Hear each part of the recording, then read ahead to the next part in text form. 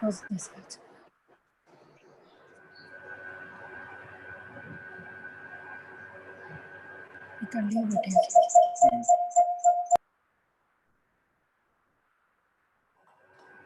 So we'll start with a small kirtan. Bhagavure Manamandina.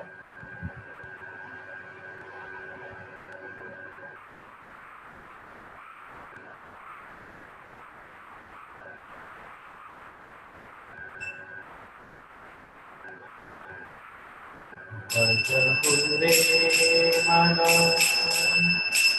Srinandanandana Abhaya Saranarvindare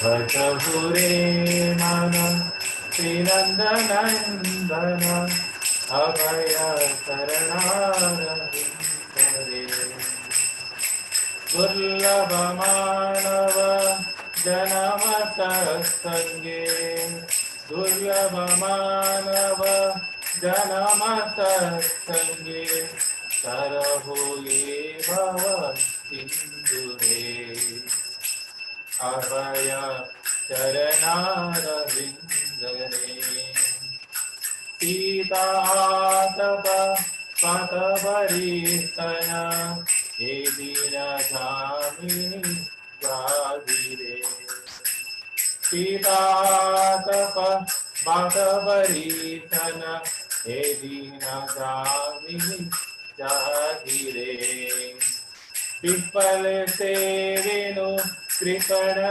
Durajana Pipal Sevinu Kripana Durajana Sapala Sukalava Ladire Abhaya Charanara Vindare Edana Yauvana Putra Parijana Eseke Ase Para Tire Edana Yauvana Putra Parijana Eseke Ase Para Tire Kamala Dala Dala Jivana Taramala Kamala Dala Dala Jivana Taramala Bajahu Hari Param Nitire Abhaya Saranara Vindare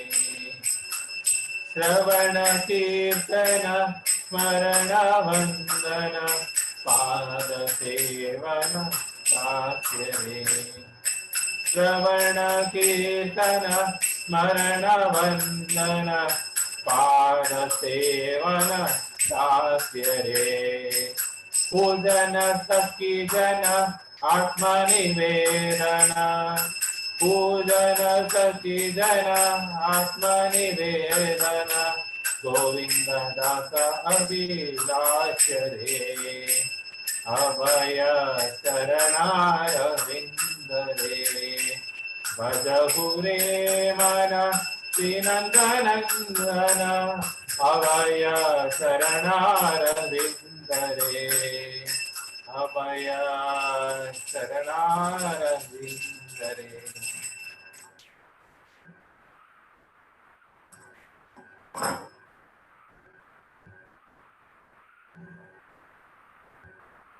O mind, just worship the lotus feet of son of Nanda, which makes one fearless. Having obtained this rare human birth, cross over this ocean of worldly existence through the association of saintly persons. Both in the day and at night, I remain sleepless, suffering the pains of heat and cold, the wind and the rain. For a fraction of flickering happiness, I have uselessly served wicked and miserly men. What assurance of real happiness is there in all of one's wealth, youthfulness, sons, and family members? This life is like a tottering, like a drop of water on a lotus petal. Therefore, you should always serve and worship the divine feet of Lord Hari. It is the desire and great longing of Govinda Dasa to engage himself in the ninth process of bhakti, namely, hearing the glories of Lord Hari chanting these glories, constantly remembering Him and offering prayers to Him, serving the Lord's lotus feet, serving the Supreme Lord as a servant, worshipping Him with flowers and incense and so forth, serving Him as a friend, completely offering the Lord one's very self. Let us seek some permission from the Parampara before discussing about the subject matter. ॐ अज्ञानतिमिरान्धस्य ज्ञानाञ्जनशलाकया चक्षुरुन्मिलितं येन तस्मै श्रीगुरवे नमः। श्रीचैतन्यमनोभीष्टं स्थापितं येन भूतले स्वयं रूपा कदा मह्यं ददाति स्वपदान्तिकं। वन्देऽहं श्रीगुरो श्रीयुतपदकमलं श्रीगुरुं वैष्णवांश्च श्रीरूपं साग्रजातां सहगणा रघुनाथान्वितं सजीवम् साद्वैतं सावधूतं परिजनसहितं कृष्णचैतन्यदेवं श्रीराधा कृष्णपदांश्री सहगणा ललिता श्रीविशाखान्वितं च हे कृष्णा करुणा सिन्धो दीनबन्धो जगत्पते गोपेशा गोपिकान्ता राधाकान्ता नमोऽस्तुते सप्तकाञ्चन गौराङ्गी राधे वृन्दावनेश्वरी वृषभानुसुते देवी प्रणमामि हरिप्रिये वाञ्छाकल्पतरुभ्यश्च कृपासिन्धव एव च पतितानां पावनेभ्यो वैष्णवेभ्यो नमो नमः। श्रीकृष्ण चैतन्य प्रभु नित्यानंद श्री अद्वैत गदाधर श्रीवासादि गौरभक्तवृंद हरे कृष्ण कृष्ण कृष्ण हरे हरे हरे राम राम हरे हरे हरे कृष्ण कृष्ण कृष्ण हरे हरे हरे राम राम हरे हरे हरे कृष्ण कृष्ण कृष्ण हरे राम राम हरे हरे। ओम नमो भगवते वासुदेवाय। ओम नमो भगवते वासुदेवाय। ओम नमो भगवते वासुदेवाय। नारायणं नमस्कृत्य नरं चैव नरोत्तमं देवीं सरस्वतीं व्यासं ततो जयमुदीरये। नष्टप्रायेषु अपद्रेषु नित्यं भागवत सेवया भगवती उत्तम श्लोके भक्तिर्भवती नास्तिकी। कृष्णाय वासुदेवाय देवकी नंदनाय च नंदगोपकुमाराय गोविन्दाय नमो नमः। नमः पंकजनाभाय नमः पंकजमालिने नमः पंकजनेत्राय नमस्ते पंकजाङ्ग्रये नमो महावदन्याय कृष्णप्रेमप्रदायते कृष्णाय कृष्ण चैतन्य नामिने गौरतिषे नमः। नमो ब्राह्मण्याय देवाय गो ब्राह्मण हिताय च जगद्धिताय कृष्णाय गोविंदाय नमो नमः। नमः ओम विष्णुपदाय कृष्णप्रेष्ठाय भूतले श्रीमते भक्ति वेदांता स्वामी इति नामिने नमस्ते सरस्वते देवे गौरवाणी प्रचारिणे निर्विशेष शून्यवादी पाश्चात्य देशकारिणे। जय श्री कृष्ण चैतन्य प्रभु नित्यानंद श्री अद्वैत गदाधर श्रीवासादि गौर भक्तवृंद हरे Krishna Krishna Krishna Hare Hare Hare Ram Ram Hare Hare.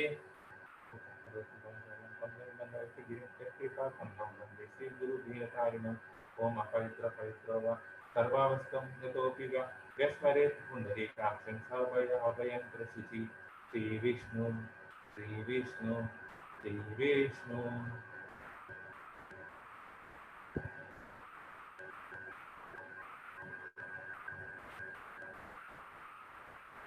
Thank you Anita Mataji for attending today's session. Thank you Ganesh Prabhuji for attending today's session. Thank you Sagar Prabhuji for attending. Thank you Shailija Mataji for joining the session. Thank you Abhishek Prabhu for joining the session. Hare Krishna Prabhu. Hare Krishna Mataji. Thank you Mataji for joining. Hare Krishna Jagannath Prabhuji. Thank you for joining. Hare Krishna Surya Lakshmi Mataji for joining. Hare Krishna Mataji. Hare Krishna Sukrit Prabhu for joining. Hare Krishna Padmashri Mataji for joining. Hare Krishna Padmavati Mataji for joining. Hare Krishna iPhone Prabhu for joining.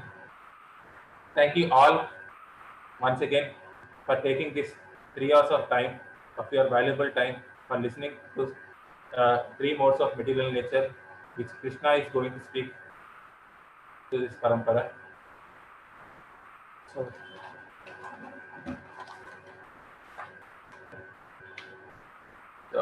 before this, I would like to ask you one thing. Can you show your hand like this? All of you. Can you? So, I assume that all of you are showing her hand like this. So, thank you for blessing me. But, because I need all of your blessings to go forward in this session. Thank you all for blessing me.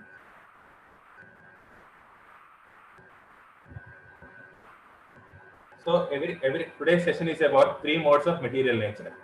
It is about Rajo, Tamas, and Satoguna. So everybody has listened about sometime or earlier and came upon this words called Rajo, Tamo, and Satoguna. When earlier also I have heard all these things, but I did not know what is the depth of all these things. But when I read this Bhagavad Gita, I came to know that it is Krishna is speaking almost 50% of the Bhagavatam is about the three modes of material nature. It covers the whole and 50% of the Bhagavad. If you cover this session, you are covering the 50% of the Bhagavad Gita itself. So what are these three modes of material nature? So if you ask what is the job description of a Mother Durga? What is the role of Mother Durga? The job description of Mother Durga is to present these three choices. Every time when we are faced with when we are coming to a point where we have to choose, we are given three kinds of choices.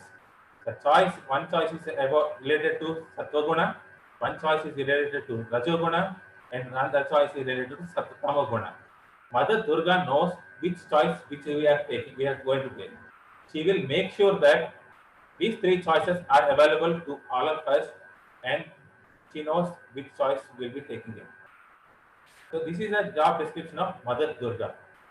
In material world also we have different kinds of jurisdiction. Suppose at the division level you have the in charge. Some division in charge is the superior. On the top of division in charge we have head of the department.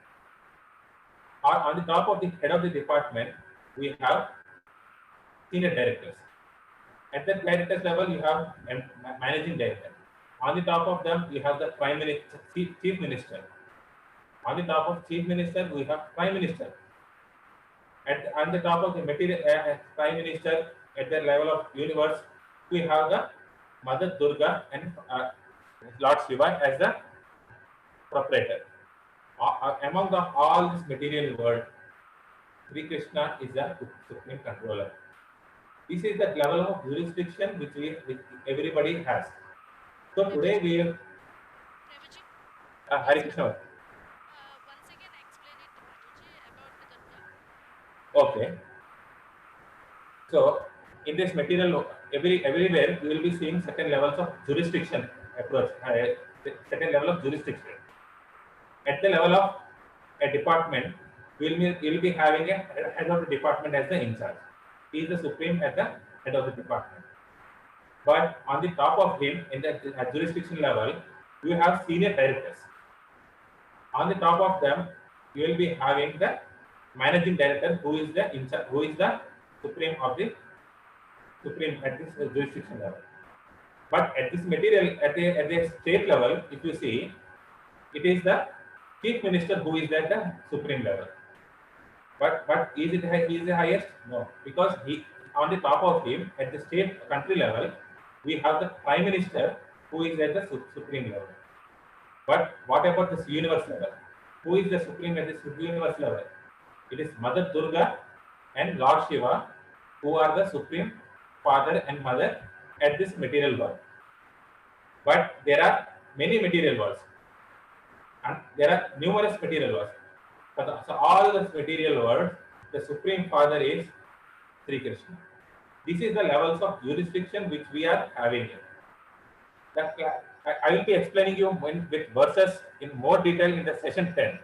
Just now, I wanted to explain you what is the role of role of Mother Durga now. She is the in charge of the she is in charge of the material nature. She will be presenting us with the choices, which are in the three modes. She will be presenting your tamoguna choice, rajoguna choice, and sattva choice. Based on she also knows that what choice we are going to make. She knows everything. What choice, but her duty is to present the three choices to us. There is a transcendental lila which happens in Puri.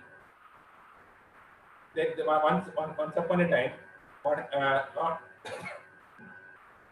Lord Lakshmi Devi, after serving Narayana with the prasadam, the leftover prasadam was given to Narad Muni. Narad Muni, on eating it, he became very ecstatic.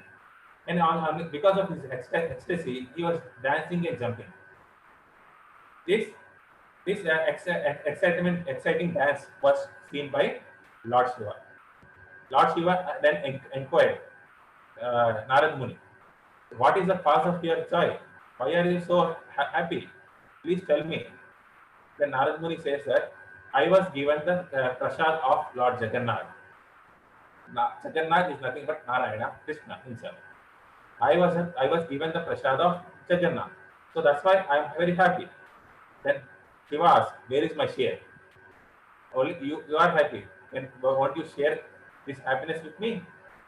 So what Narad, but nothing else, Narada has had all the prasad. Then what Narada has done is, he has taken only some bit of prasad is left over between the nails. That prasad he squeezed out and given to Shiva. Shiva, on eating that prasad, became very ecstatic. He was doing Tandava. I like when he does during the Pralaya time, he was doing the Tandava. On seeing this, Mother Durga, Parvati, was also confused. Why Shiva is doing this in this odd time? This is not a time to end this yuga. Why is Shiva so in ecstasy? So Durga goes to the Shiva and inquires, what is your cause for ecstasy? Shiva narrates whole story, what has happened. Then Mother Durga was very unhappy and she was very furious. You are enjoying the remnants of the Narayana. Where is my share? Nobody has given me my share. She was very unhappy. She was creating a pralaya. Then Jagannath comes and says, he gives a prasada and says that from today onwards, the remnants of my fruit, the prasada, after me, will be first served to you. After it is served to you, it will be served to whole world.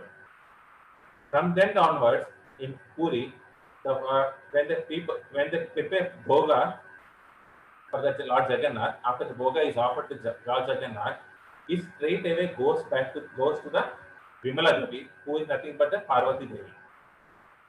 Prasad of Jagannath is given to the Parvati Devi. After that, it becomes a Mahaprasada. Only that's why we say everything as a prasada and Jagannath prasada as Mahaprasada, because it is touched by Jagannath and his devotee. After that, after Vimala Devi has taken this prasad, it will be given to all people like Shiva, Hanuman, and all the living entities. So this is how they cooperatively work together. Even in the hierarchy, they cooperatively work together. So there also in Bhagavatam there is a not in Bhagavatam. There is another pastime where there is a person called Chandidas. Chandidas is a great devotee of Mother Durga. So daily he used to go to the lawn and go to the garden and take the lucky flower and used to offer to Mother Durga. One day, a Brahmana was passing by this garden and he saw this beautiful flower. And in his mind, he thought that this should be served to Lord Krishna's lotus feet. In his own mind, he offered that flower to Krishna, but he did not pluck it and give it. Then Chandidas happened to come to that particular garden and plucked the flower, and he offered it to the Durga as a daily ritual he was doing. That day, Durga has appeared before him. He was shocked. Now Mother Durga has come to me after so long time. Then Mother Durga said, because this flower was offered to Lord Krishna and that flower was given to me by you, it is a prasada you have given to me. And now I am very happy.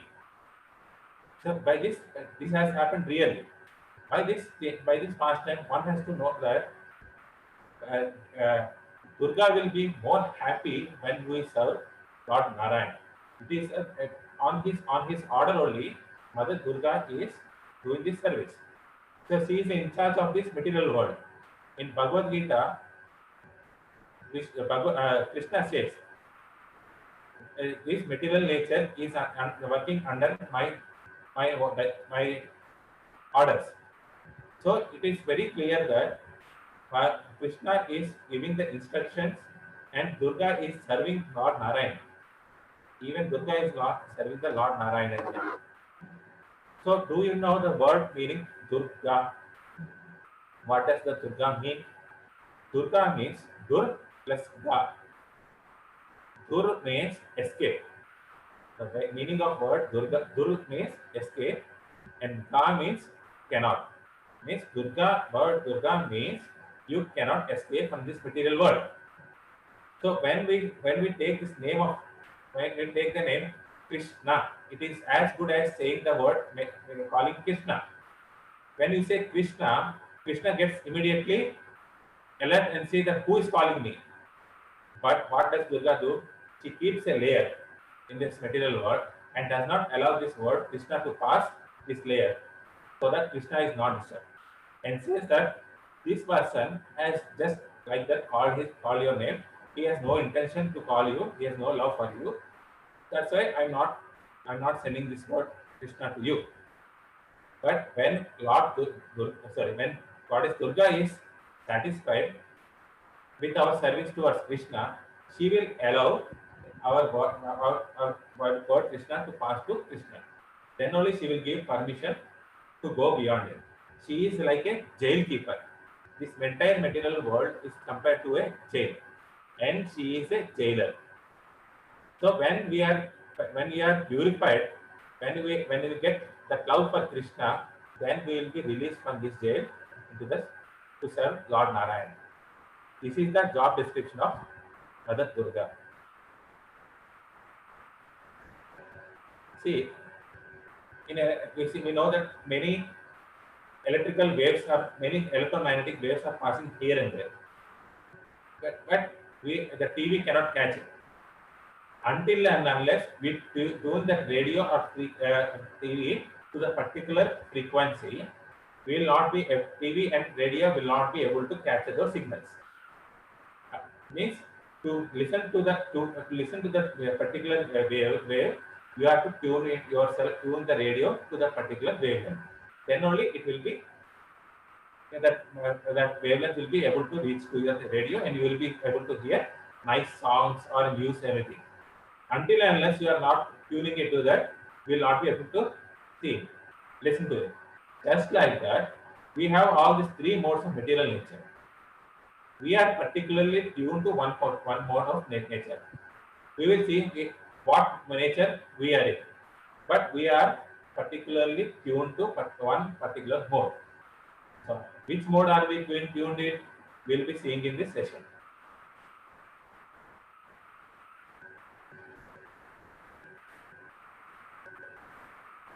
So, yesterday, Bhaktika Mataji has asked one question. So, how can I apply this Bhagavad Gita in my daily life? Although we have scheduled this for session 12, where I will be explaining you how can we apply this knowledge into your daily life. But Here, 50% of the Bhagavad Gita is about this three modes of material nature. Today world, there are many management classes like anger management, conflict management, stress management. Why so many management classes are happening? Because we are conditioned by these three modes of material nature. Anger develops, lust develops, greed develops. Because these things are not being fulfilled, we are in the constant stress and anger. If this particular this knowledge of three modes of material nature is given worldwide, and we'll know that we are in Rajaguna or Tamoguna, Satoguna, and if you change our character to particular guna, then all these management classes are taken in one chapter only, one session only. Those doesn't require about conflict management, anger management, all these things. If you know that what mode you should be working in, what is Krishna asking us to do, how he is asking us to go beyond these modes of material nature. So this is one way you can apply. You will know that what is my character, what is my nature, on what platform I am. Am I in Tamoguna, Rajaguna, and Satvaguna? Based on that, we will be able to change our lifestyle and also be going and in our life very peacefully. So in Bhagavad Gita 14.5, it says, Sattvam Rajas Tama iti guna prakriti sambhava nibadnanti mahabhavo dehe dehinam abhilam. Means material nature consists of three modes: goodness, passion, and ignorance.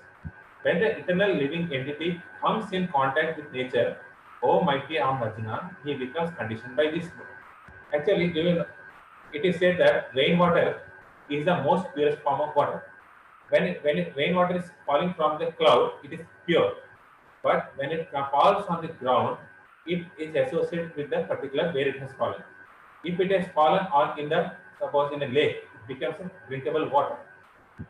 But if it falls in the gutter, if the raindrop falls in the gutter, it becomes impure. It is not fit for the drinking. But any water can be purified. We know that there are purifiers. But all these waters can be purified. Just like this rainwater, the eternal soul is always pure.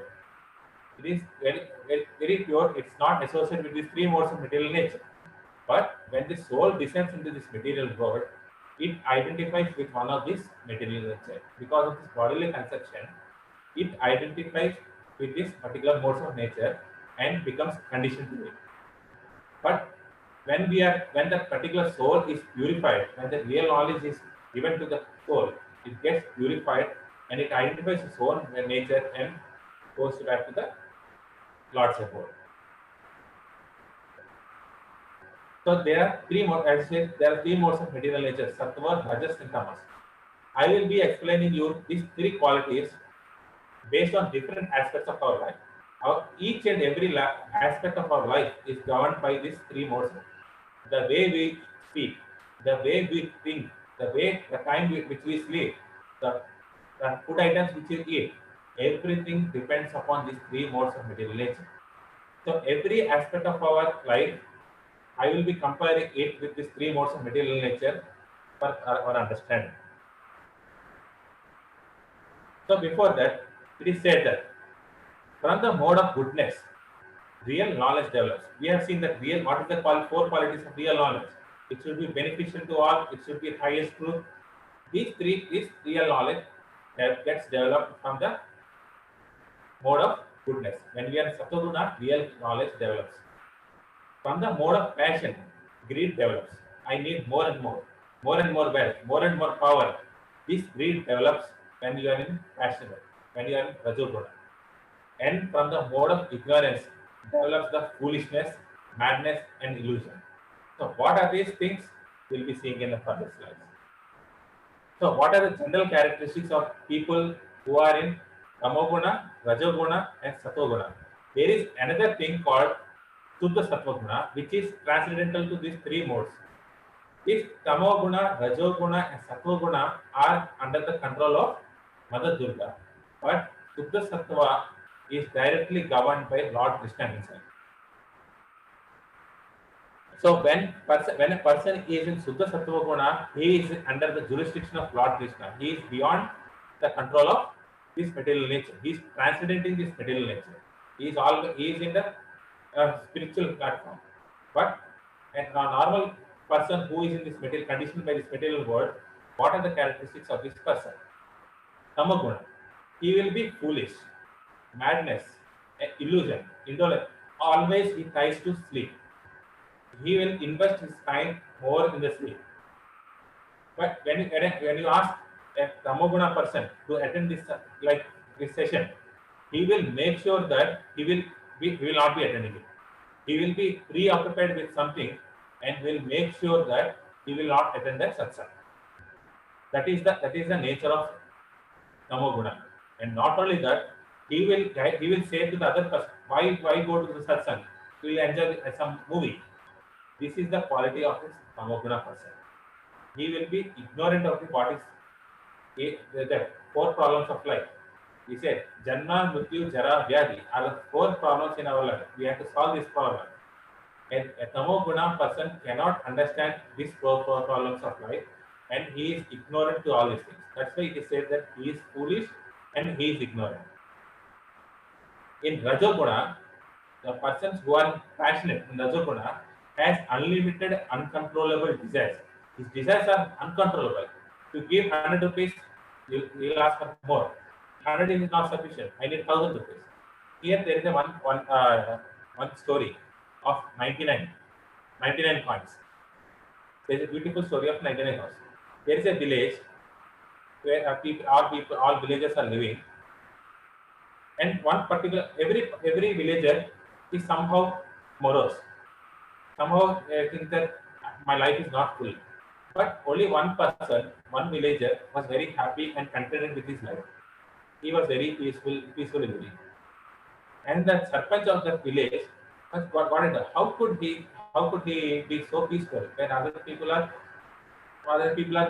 running here and there because there's something void in their life. So in order to test him, what did he do? The one night he has kept 99 coins before his house. The day when he opened the door, he happened to see that bag, and he counted one by one, 1, 2, 3. He was counting, but ultimately he got only 99. He counted again, 1, 2, 3, and every time he was counting, it was 99. He was he was thinking, where is that 100 gold coin? It should be 100, right? Why it is 99 has come? It should be 100. One thing is missing.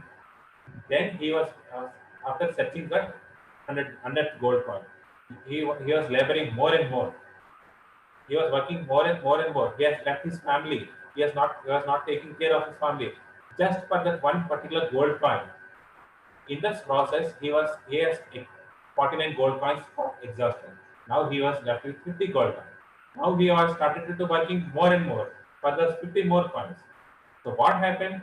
For that one particular gold coin which he did not have, he was greedy. It should be 100. He could have been very happy, peaceful with, okay, without anything I got, because of God's mercy, I got these 99 coins. Let me use it in it properly. He could have been satisfied with that, but it did not allow him. He was working for that one particular gold coin. He was very passionate about that. So what has happened? That Rajoguna has triggered it. There is a Rajoguna triggering, and he was greedy because of that one particular gold coin. So the person who are in the Rajoguna work very hard, laboring day and night. Everywhere, they ultimately forget this goal of life, and they work like a donkey day in and day out. They forget about what is there, there are dependence upon you. They always labor at particular because they want power, money, and other things. There is intense endeavor, greed, bondage to material fruit. When I am doing something, I expect something return. I have given something, I put my effort, results should come to me. That is the mode of person who is in Rajoguna. Sattvic person is relatively pure, always happy and free from this sin. When he is conductive to us real, when you give real knowledge to him, Sattvic person, he will be able to assimilate it. He will be very conducive to the knowledge. When you give the same knowledge, say, suppose the same substance to the Rajoguna and Tamoguna, they will not be able to take it. It is very difficult for them to assimilate it. But a person who is in Sattva Guna will be able to take this knowledge very conducively.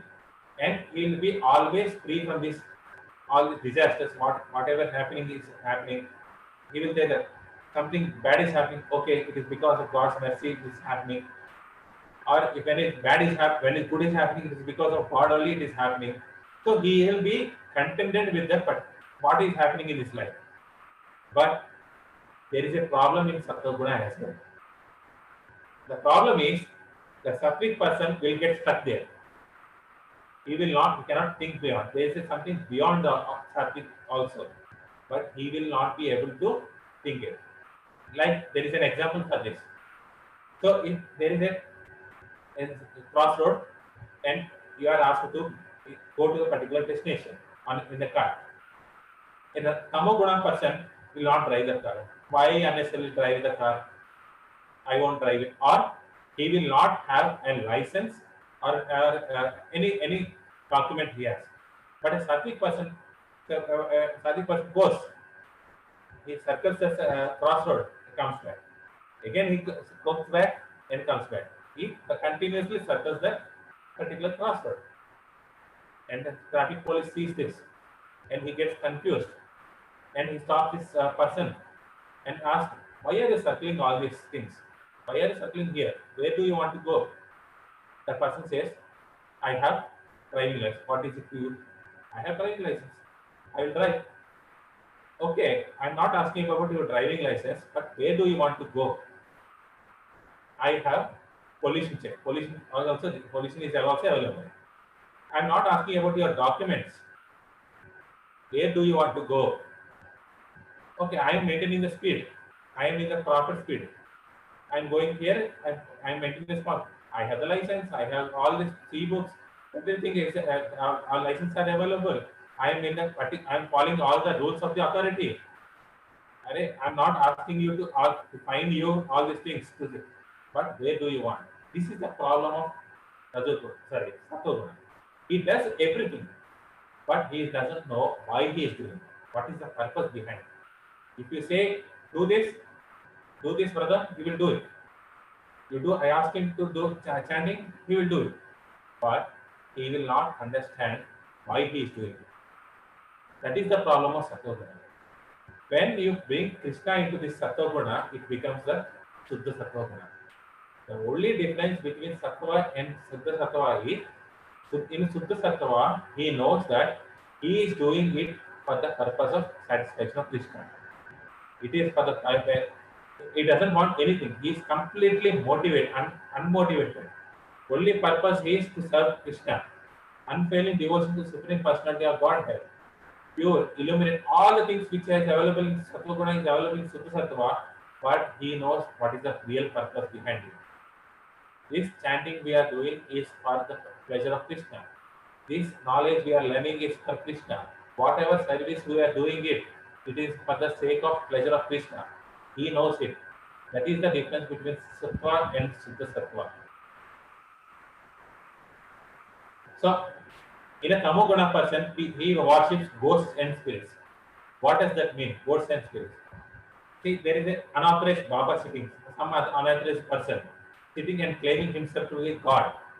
And a person, and one person who is being suffering in this world goes to the person.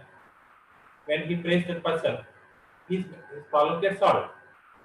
But he instead of leaving it, he goes on worshipping that particular some XYZ Baba or some ABCD Mata. He will be serving. But the particular Baba and Mata has left his planet. They are unauthorized. They are left. But this person continuously worshipping that particular fake Baba. Krishna wants to say that worshipping such unauthorized person is like worshipping ghosts and spirits. We should worship somebody who is authorized by scriptures. The tamoguna person who is affected by this tamoguna worship persons who are unauthorized. And he says it is like worshipping ghosts and spirits. A person who is in Rajoguna worships demons like powerful men, self-proclaimed imitation gods. Even at this point, he will worship a person who claims himself to be God. But in Satvik, he is a Satvik person will worship the demigods and impersonal. So what is the problem with worshipping the demigod? In Bhagavad Gita, it is said that actually people are worshipping the demigods in the wrong way. They do not know how they are worshipping the demigod. We, persons, Sattvic persons approach this demigod for the material returns. You know, see, many people will go to Tirupati. Almost every 1 year, will go to Tirupati. And what do they pray there? If you help me in this, suppose a business. If you give me 100 crore turnover this time, I will give you 1% share in that. I will give you 1 crore I will offer you 1 crore. It is like a transaction. If Lord Venkateswara helps him in achieving 100 crore business, then only he will be giving 1 crore. Otherwise, won't he give? If there is 100 crore loss, that particular person will not come to the Tirupati again. He will go to another place. Until and unless it is his desires are fulfilled, he will not be settled at any point. The point, and there is traditionally ladies used to worship Shiva for a good husband. So there is a particular transaction going on. This is the problem with the Sattvic person. They are approaching these demigods for a material cost. But what happens when you get a material thing? You have to go back to the same samsara cycle again and again. Birth, death, old age, and disease. But if we go to that particular demigod and say, please give me love for Krishna, Lord Shiva and Parvati are more happy when we ask that, please give me a devotion to Krishna. Because we know that Shiva is also standing in Rama's name. Shiva incarnated Hanuman. What is he doing? He is chanting his holy names. When we go to Lord Shiva and ask, please give me the devotion towards Krishna, Shiva will be more and more happy. And people also, many people, materialistic people, what happens? They worship only Lakshmi Puja. They'll do only Lakshmi Puja. Why? Because they want money. Now, if you go to Narayana and ask for money, it will take some time. So better keep Narayana and approach Lakshmi. But what is Lakshmi doing? She is pressing the feet of Lord Narayana. When Narayana is happy, won't Lakshmi Devi will be happy? She will be happy.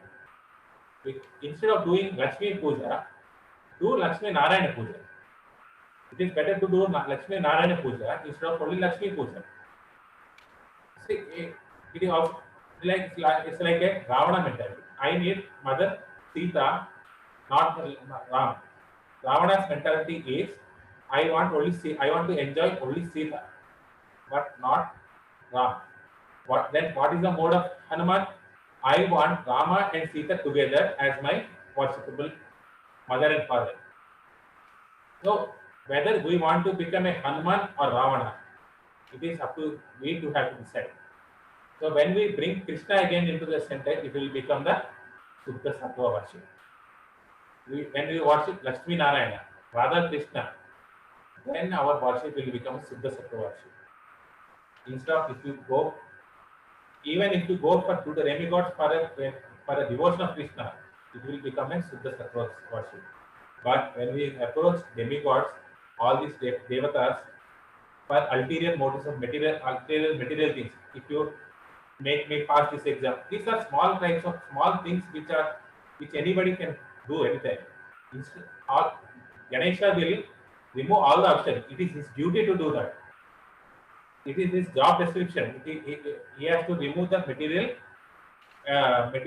impediments to devotees. It is no need to approach and ask again and again the same thing. Ganesha will be frustrated. What did Ganesha do? He has written Srimad Bhagavatam when Vedavyasa was speaking.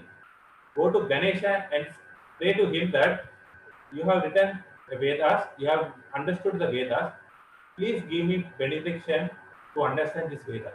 If you go to Ganesha in this mode, Ganesha will be more happy. But instead of going, what we are doing this puja for material benefits. Like when you open an office, when you do a particular, you will do a Ganesh puja to remove this material. He will give you, but he is not happy in giving. But he wants us to go to her Krishna actually. Hare Krishna. I think somebody has asked a question. Surya Lakshmi Mataji, I could not hear you. Your voice is too low.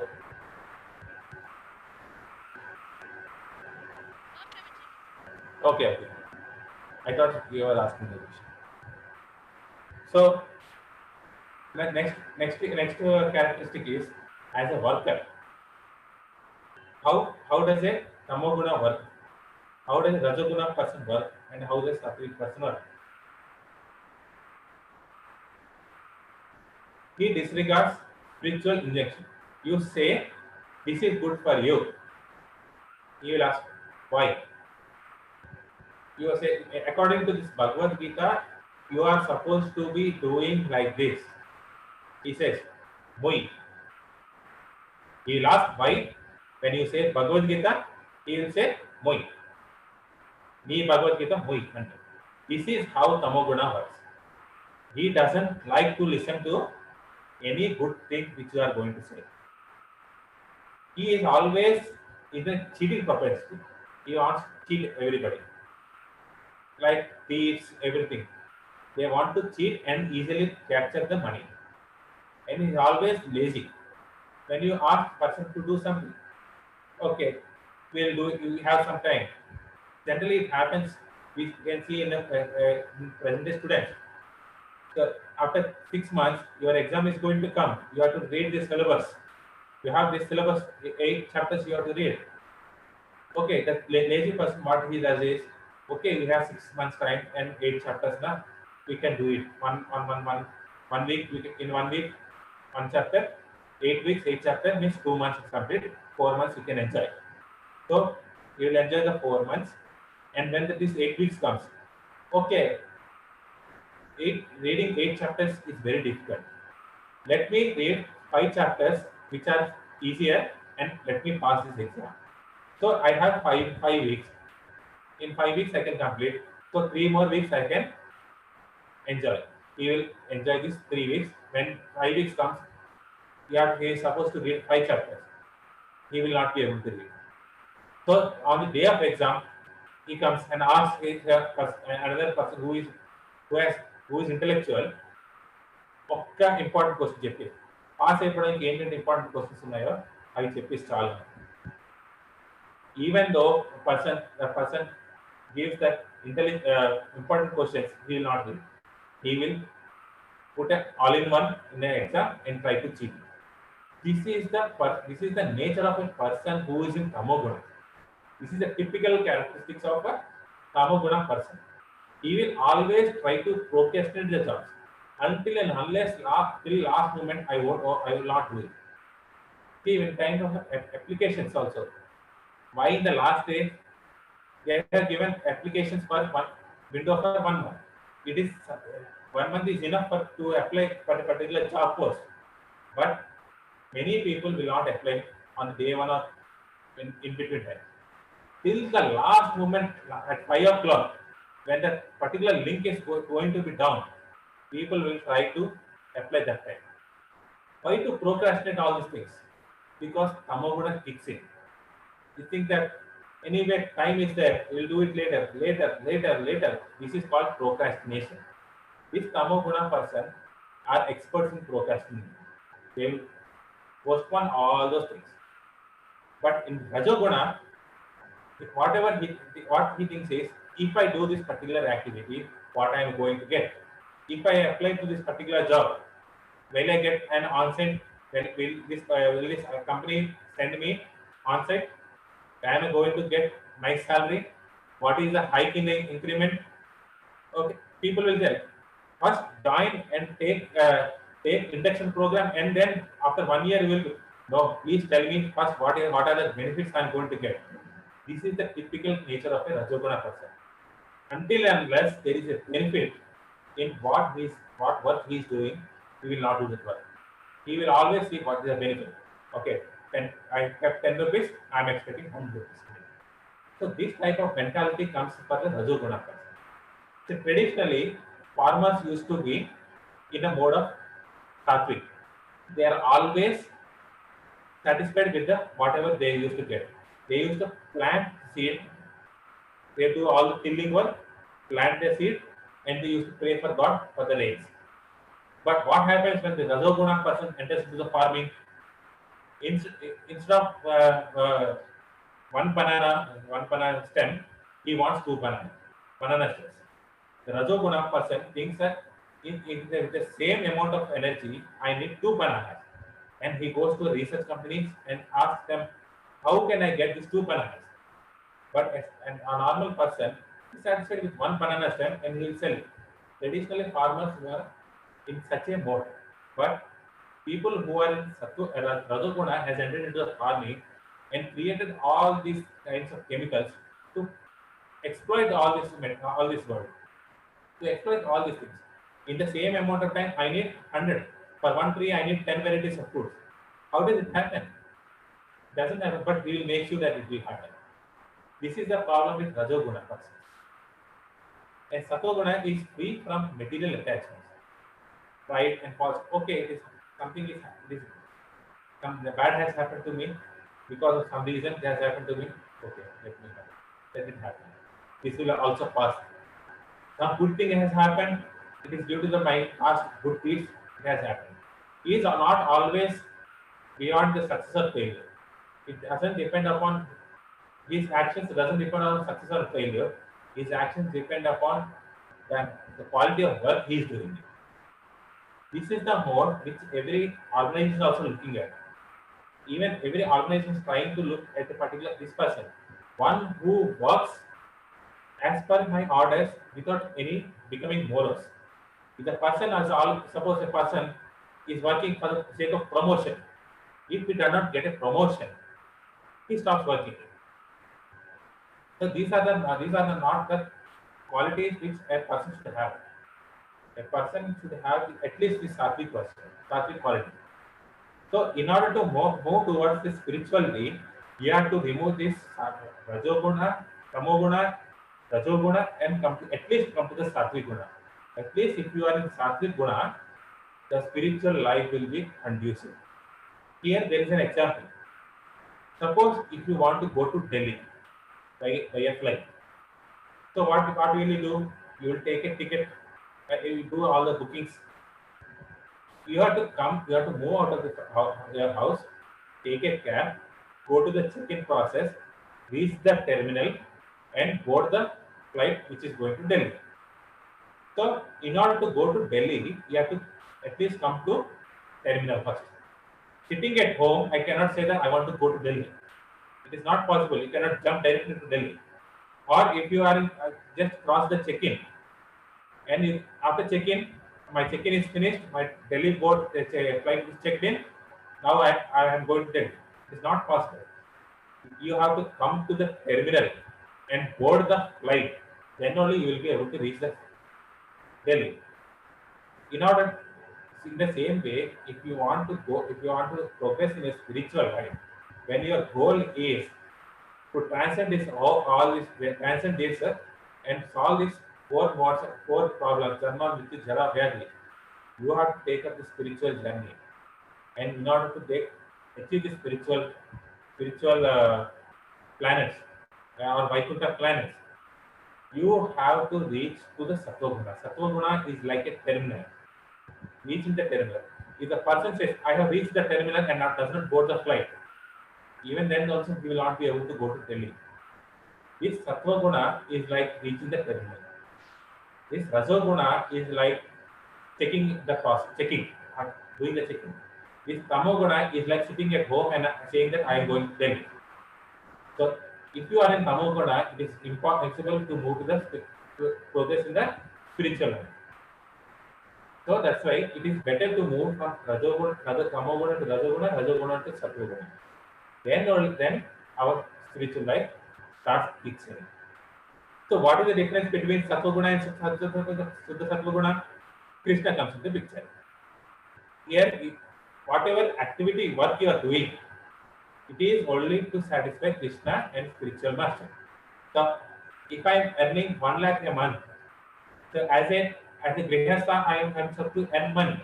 What is the purpose of earning money? Some portion of the money is to be used for spiritual activities. You have to do festivals like Janmashtami. You have to do elaborate festivals. You have to give donation to some Krishna temples. You have to give support all these temples. Then your working will become a Suddha Sattva working. It is a spiritual working. Instead of doing that working, instead of that, the whole amount of accumulated is put to this buying plots, all those things. It stays for temporary. So those won't be beneficial for your spiritual activities. That will come under Tamaguna, Sattva or Rajoguna. But when we use this money for the service of Krishna, for the pleasure of Krishna, the same activity which you are doing, working in your office, becomes Suddha Sattvic, spiritual activity. Sitting at office, even if I am doing coding, and I'm thinking that Krishna, is this satisfying you? Then that work will become a Suddha Sattvic and a spiritual activity. Even working at office will become a spiritual activity. So spirituality doesn't say that you leave all these activities. It encourages you to do all these activities, but only for the pleasure of Krishna. Do this service, do these activities for Krishna. Then that work will become say, even in the Bhagavad Gita it said, work done as a satisfaction of Vishnu is the karma. Karma yogi has to do an activities which satisfies Lord Vishnu. Then that work will become the karma yogi. That will be called as a karma. When you are not doing the work which is prescribed by Vishnu, it is as good as doing a work which is disregarding the spiritual activities. So in 17.4 it is said, men in the mode of goodness worship the demigods. So here everything this thing is not said by me. These are given by Krishna himself. He is saying, who are doing what? A person who is in the mode of goodness will worship the demigods. The mode in mode of passion worship the demons, and the person who are in the mode of ignorance worship the ghosts and spirits. See, what I said, work should be done as a satisfaction of Vishnu. I know many of you can do the PowerPoint. This is a simple PowerPoint which anybody can make.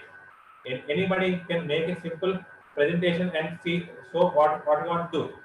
But here you can see this presentation is meant to give the knowledge of Bhagavad Gita. Then this making presentation also becomes a spiritual activity.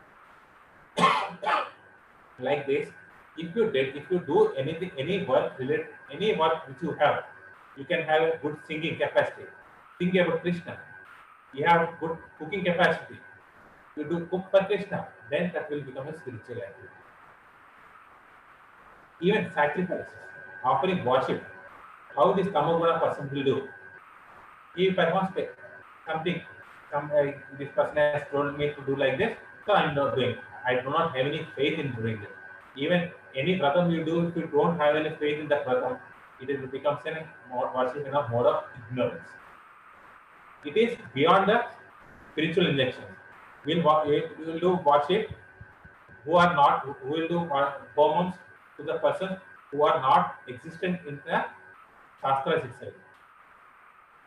If you do yajnas for the satisfaction of those persons who are not in the shastras, then that will not going lead you anywhere. It will give you tamasic activities. Even food distributed in the mode of ignorance. There is no prasadam distributed.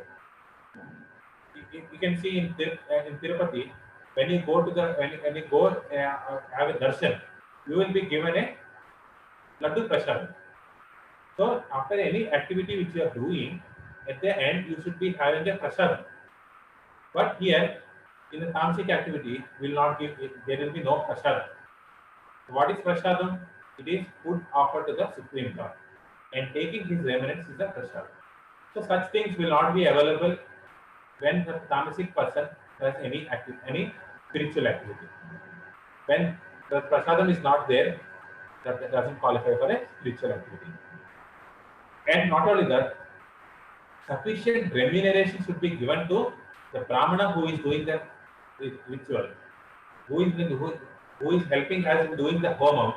He should be satisfied. The brahmana should be sufficiently satisfied. Just for the sake of you put some amount and the brahmana is not satisfied, then that won't come. Even I have seen a person who does Satyanarayana Vratam on tape recorder. Just put some tape recorder, do Satyanarayana Vratam, and finishes them. So where does the brahmana satisfied there?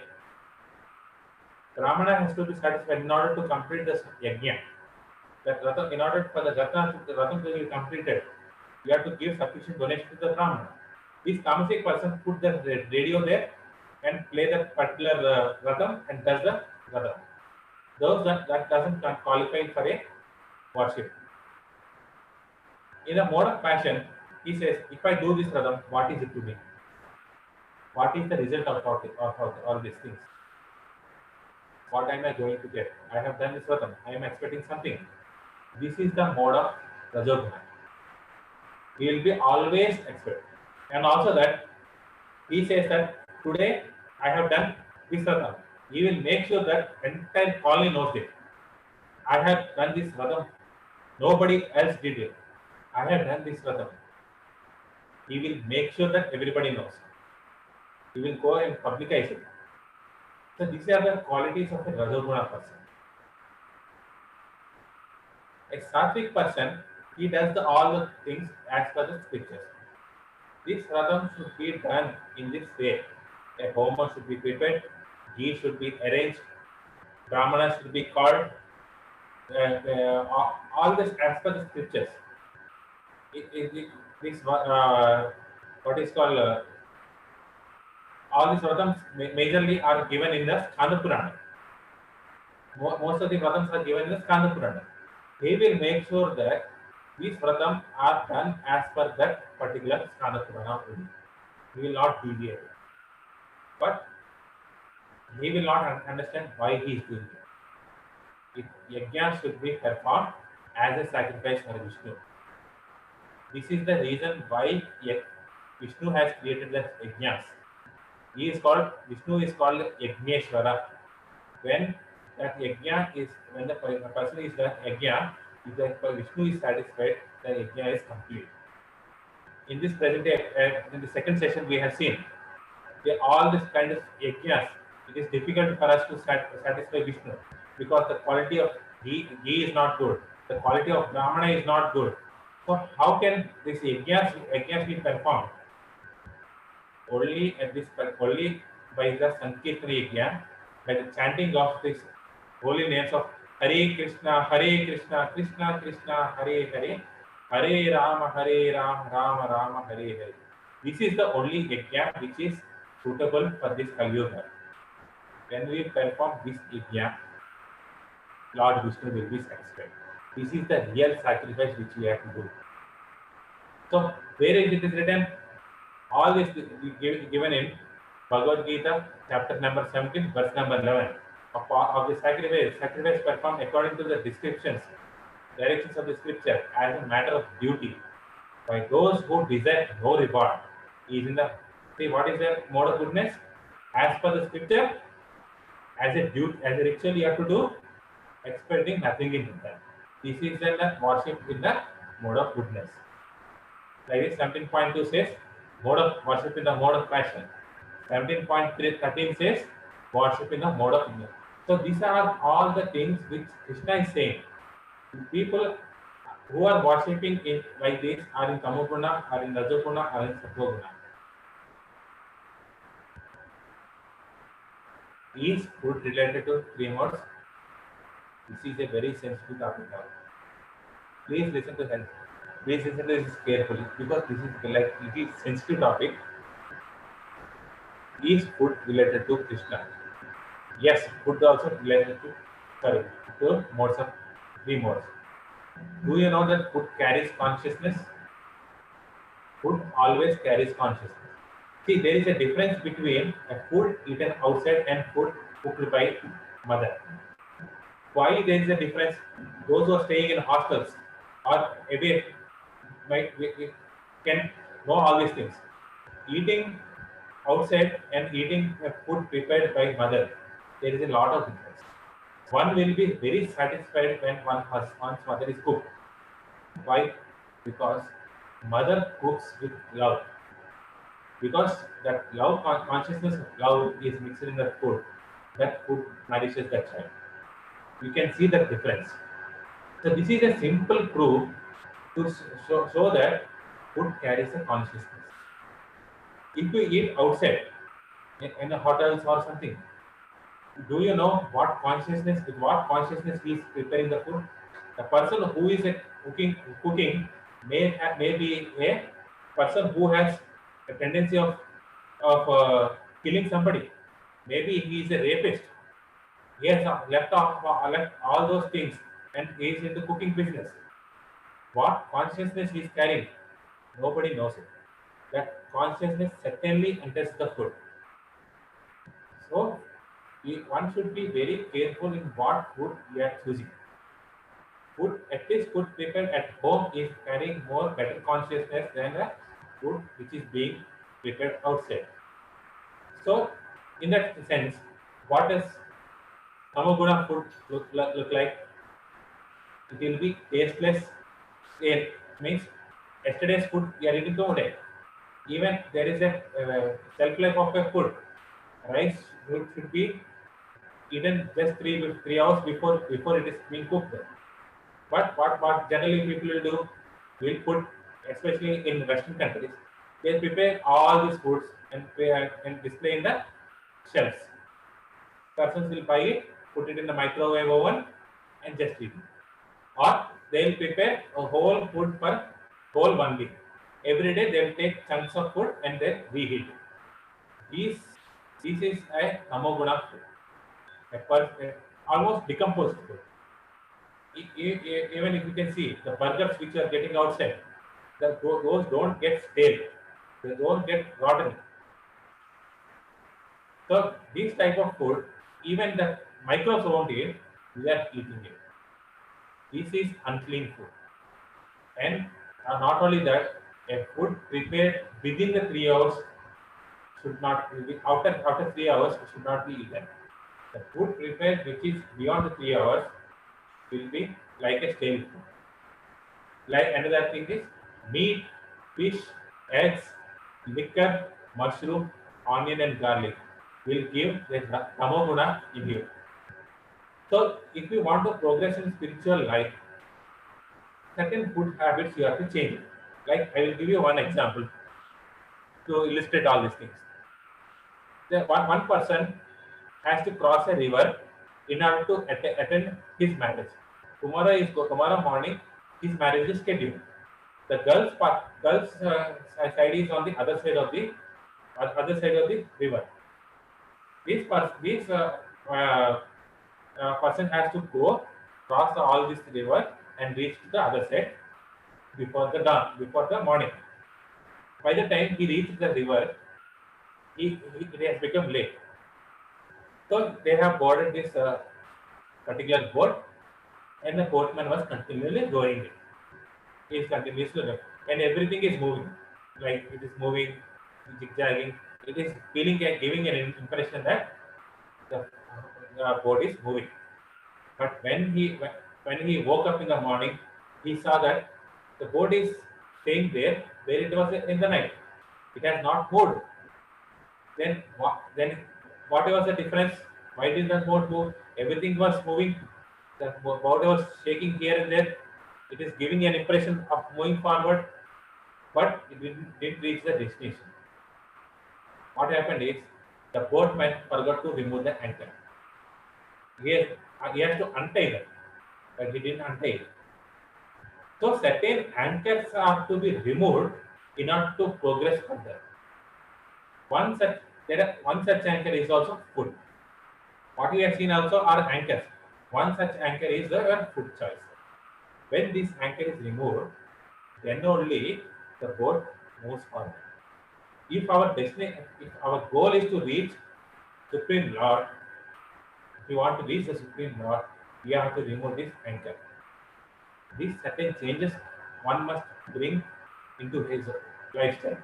It doesn't happen overnight, but if your goal is clear, these anchors, if you remove it, you will be progressing further.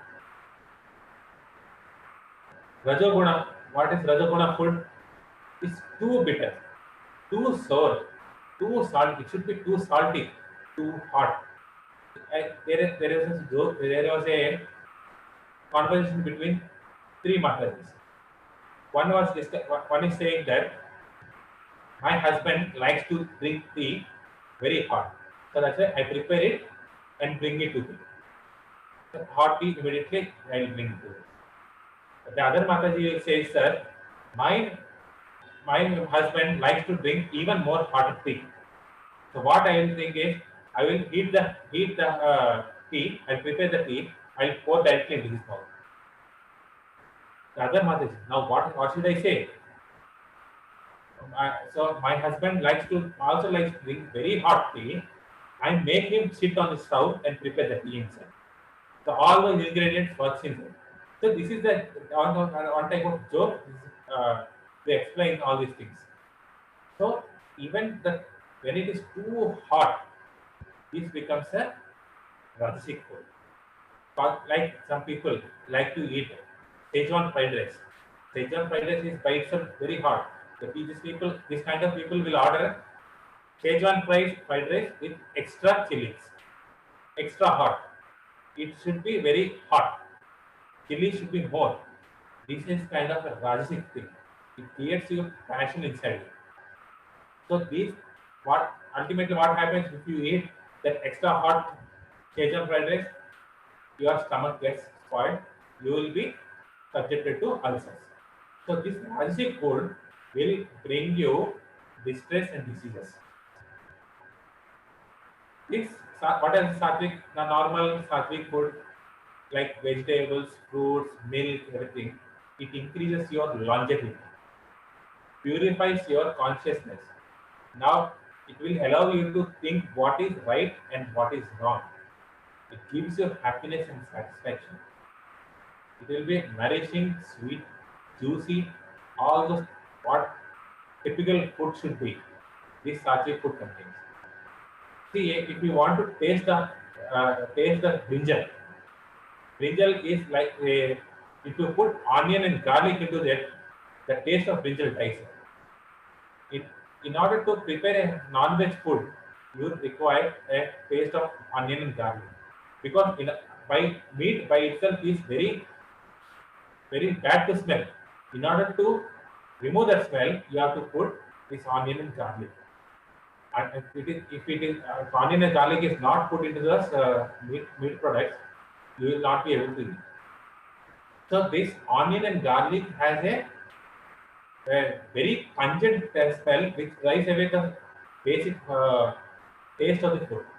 If that onion and garlic is put into the like ordinary vegetable like potato or brinjal, the taste of brinjal dies.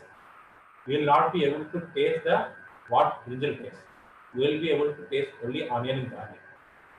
So this sattvic food will encourages you to have a longevity life. It gives you long life. It gives you a better and a peaceful life. Say milk, which are good for health, grains, sugar, fruits, and vegetables. These are very mild things which will be able to digest it.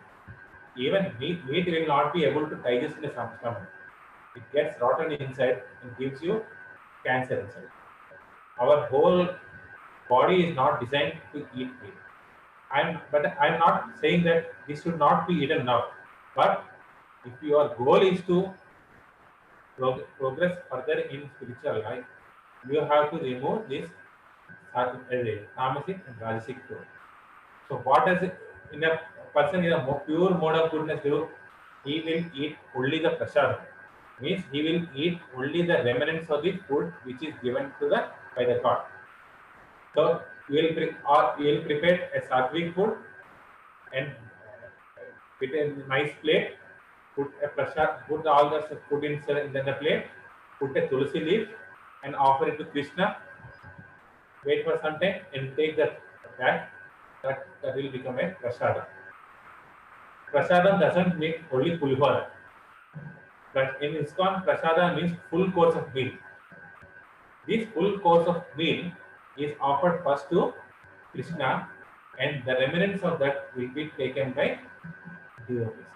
This food is called a Suddha Sattva food. This will elevate your consciousness. There is a real incident which has happened, which was shared by my Shiksha Guru to me in one of his lectures also. This is a real incident which happened in US. There is a New Vrindavan. This incident happened in New Vrindavan. One Mataji along with her child visited the temple, ISKCON temple in New Vrindavan. This child was hyperactive, very naughty. He used to go here and there, rattle everything. He take this everything, spread it everywhere, throw it everywhere. He is creating all kinds of nonsense there.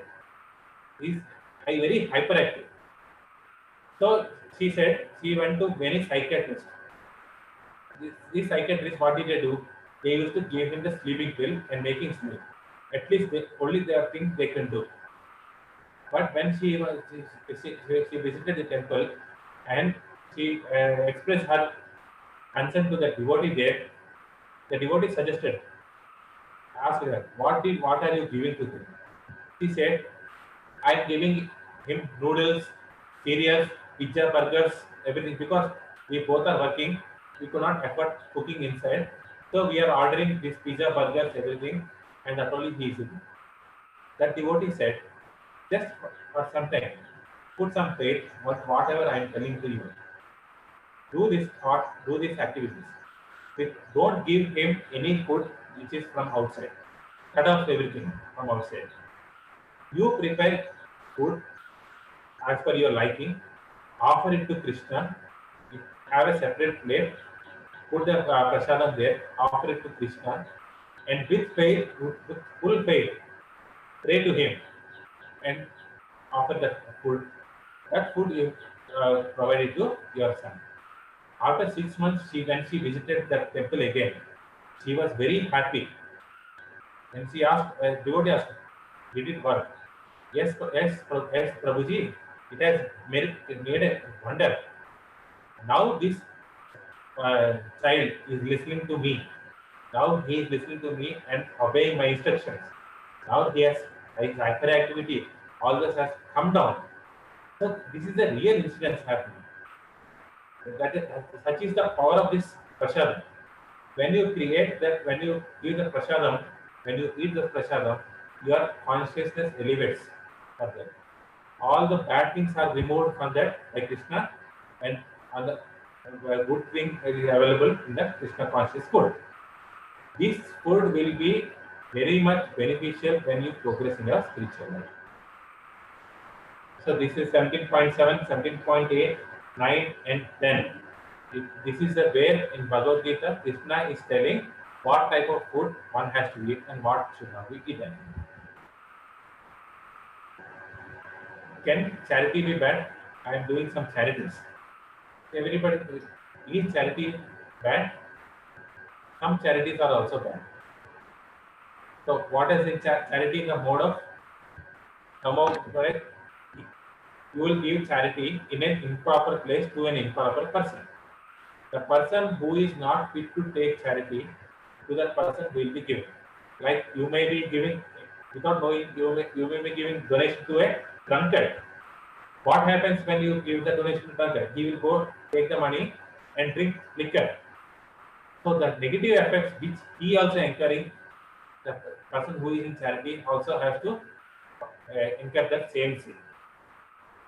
Like that, improper time and place to an unworthy person, like a gambler or a drunkard, without, okay, take this money. Yeah, sometimes you can take his money. Sometimes you see you are donating to a beggar in a take 1 rupee, throw it into him. This is a charity in a mode of ignorance. This type of charity is not good. Rajasic charity.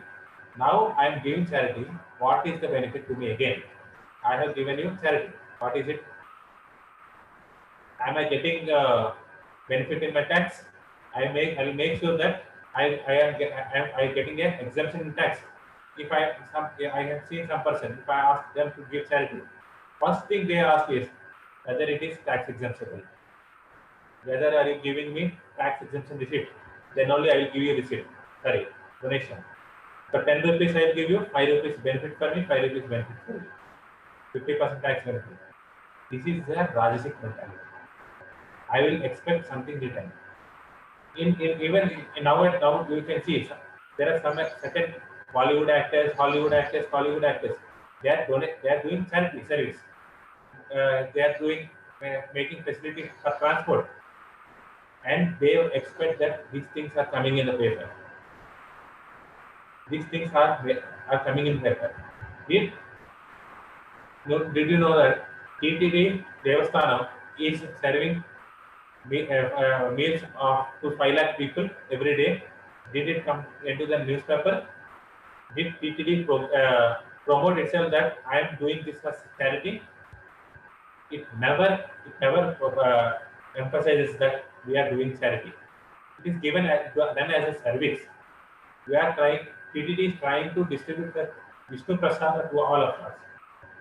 These things will not. These things they are not interested in publicity. That is in the mode of goodness. That is in the mode of goodness.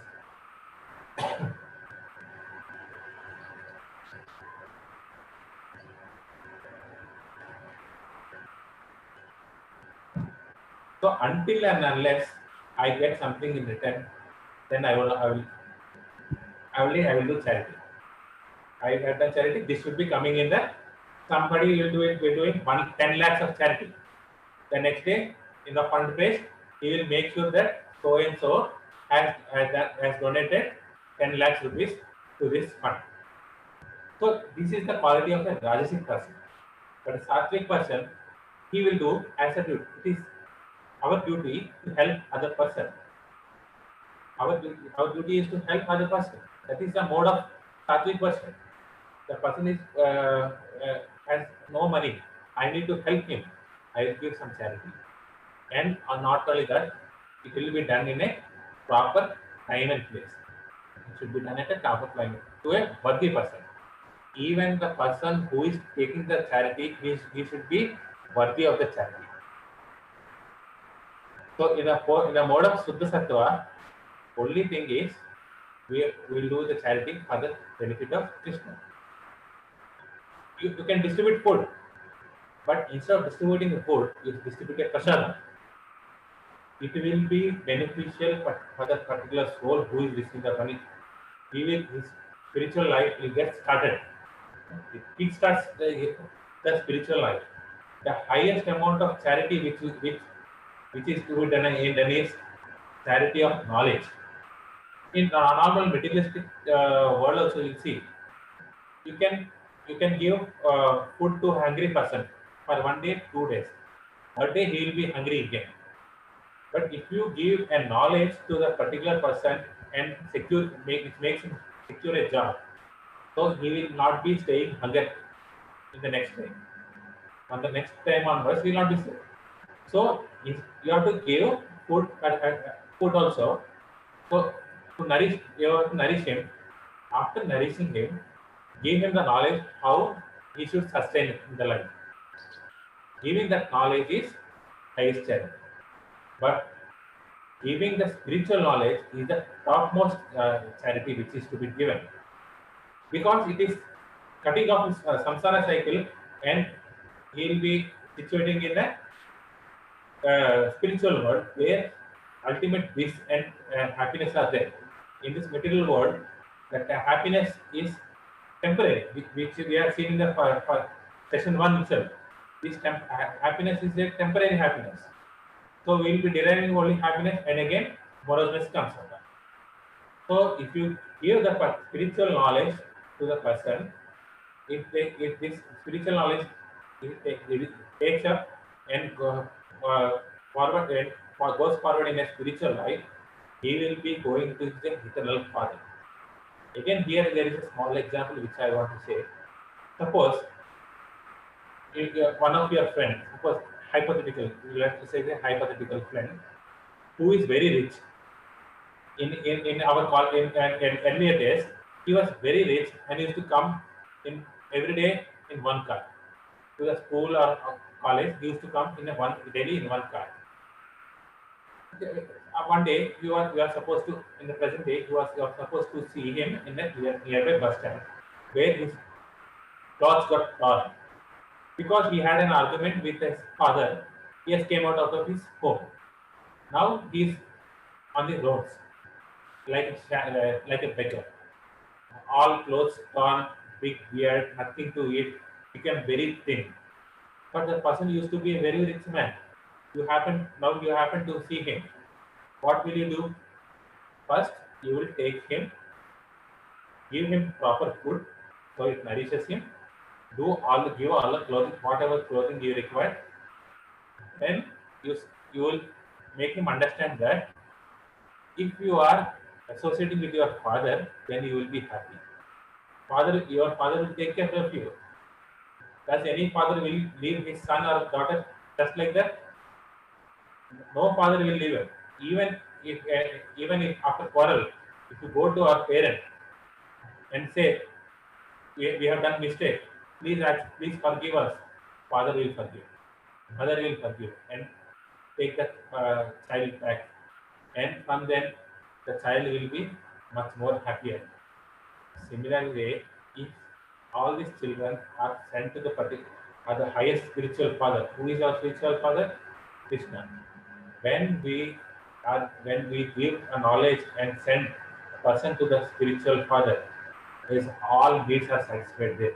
All the needs of food, clothing, happiness, everything gets satisfied when the particular person connects to his spiritual father. That is the highest knowledge. This type of knowledge, when you give as a charity, that is qualified for a highest charity. So 17.20, 21 and 22 says what charity should be done and when should be done.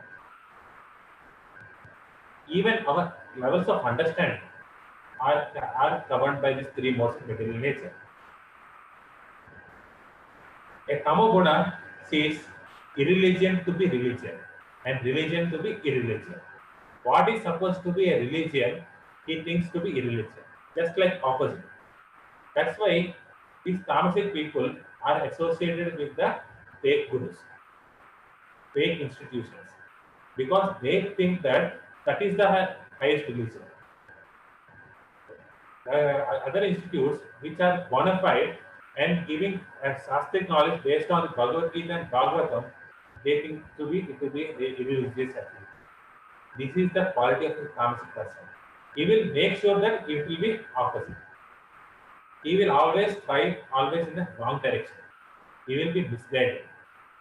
That's why these fake gurus in the present day, our nature is mostly on tamasic and rajasic order.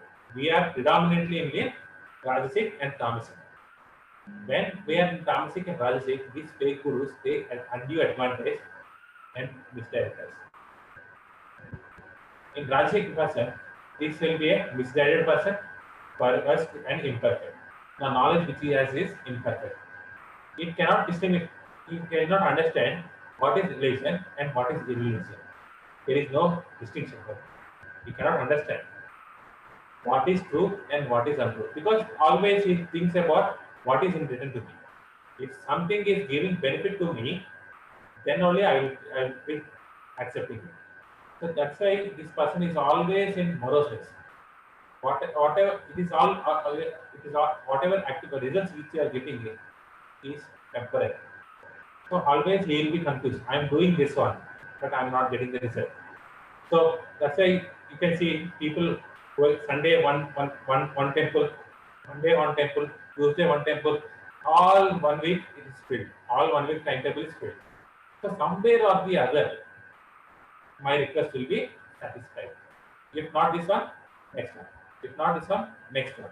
I will continuously skip on from one god to another god and make sure that somewhere my activities are fulfilled.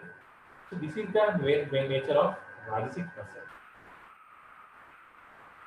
Sattvic person can intellectually discriminate. It should be one person should have a proper discrimination power between what is good and what is right. He Sattvic person will be clear that what this activity is good and this activity is not good. I should be doing this and I should not be doing this. This clear understanding is available only with a Sattvic person. Scriptural direction. He works under a certain scriptural direction. So scripture is saying to me to do, so I need to work like this. And I will do like this. I need to worship like this, as per this procedure. And I will make sure that worship is done like that. So clarity of good and bad, the discrimination power is when we are in Sattvic power, we will be getting that discrimination power. Next is between what is to be done and not to be done. What is to be feared and what is not to be feared. When you have the knowledge for what activities you should be fearful and what activities you are not you will be fearful, you will be very much clear.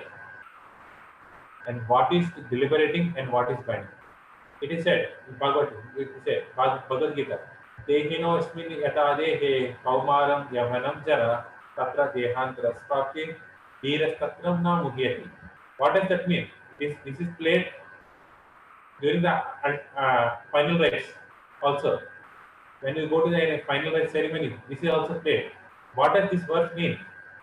This verse says that this soul transmigrates from one youth to the old, young age to the youth to the old age, and ultimately into the another body. And the person who understands this is never afraid. So this is a spiritual invention. And the Sattvic person understands this. This Dhira means a Sattvic person, when he is unable to understand that what is death and what is not death, he will not be fearful. Present day, everybody is fearful of this corona. Death may come anytime because of this corona. So the Tamasic person and Rajasic person will not be able to understand what is happening at the time of death. A Sattvic person will be able to understand what is death and what is happening after death. These things we will be seeing in the details in the next coming sessions. At present time, when this scriptural injection is given and the Sattvic person, he will be conditioned to learn that, and he will be seeing that yes, this is fearfulness and this is not fearfulness. What should be feared for? For a Suddha Sattva person or a devotee, the word of God, word of Krishna is sufficient. The word of Krishna, he completely surrenders to Krishna, and whatever Krishna says, it is the ultimate authority for him. Sarva dharman parityajya mamekam saranam bhaja. Aham papebhyo mokshami masucha. Krishna said to Arjuna at the end, he will take this instruction, he will try to surrender himself. Krishna asked him to chant Hare Krishna. He will do it for the benefit of Krishna. So what is sufficient.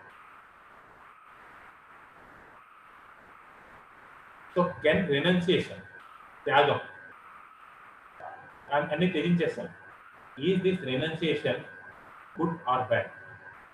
Certain times what happens is Tamoguna renunciation consists of giving up one's prescribed duties.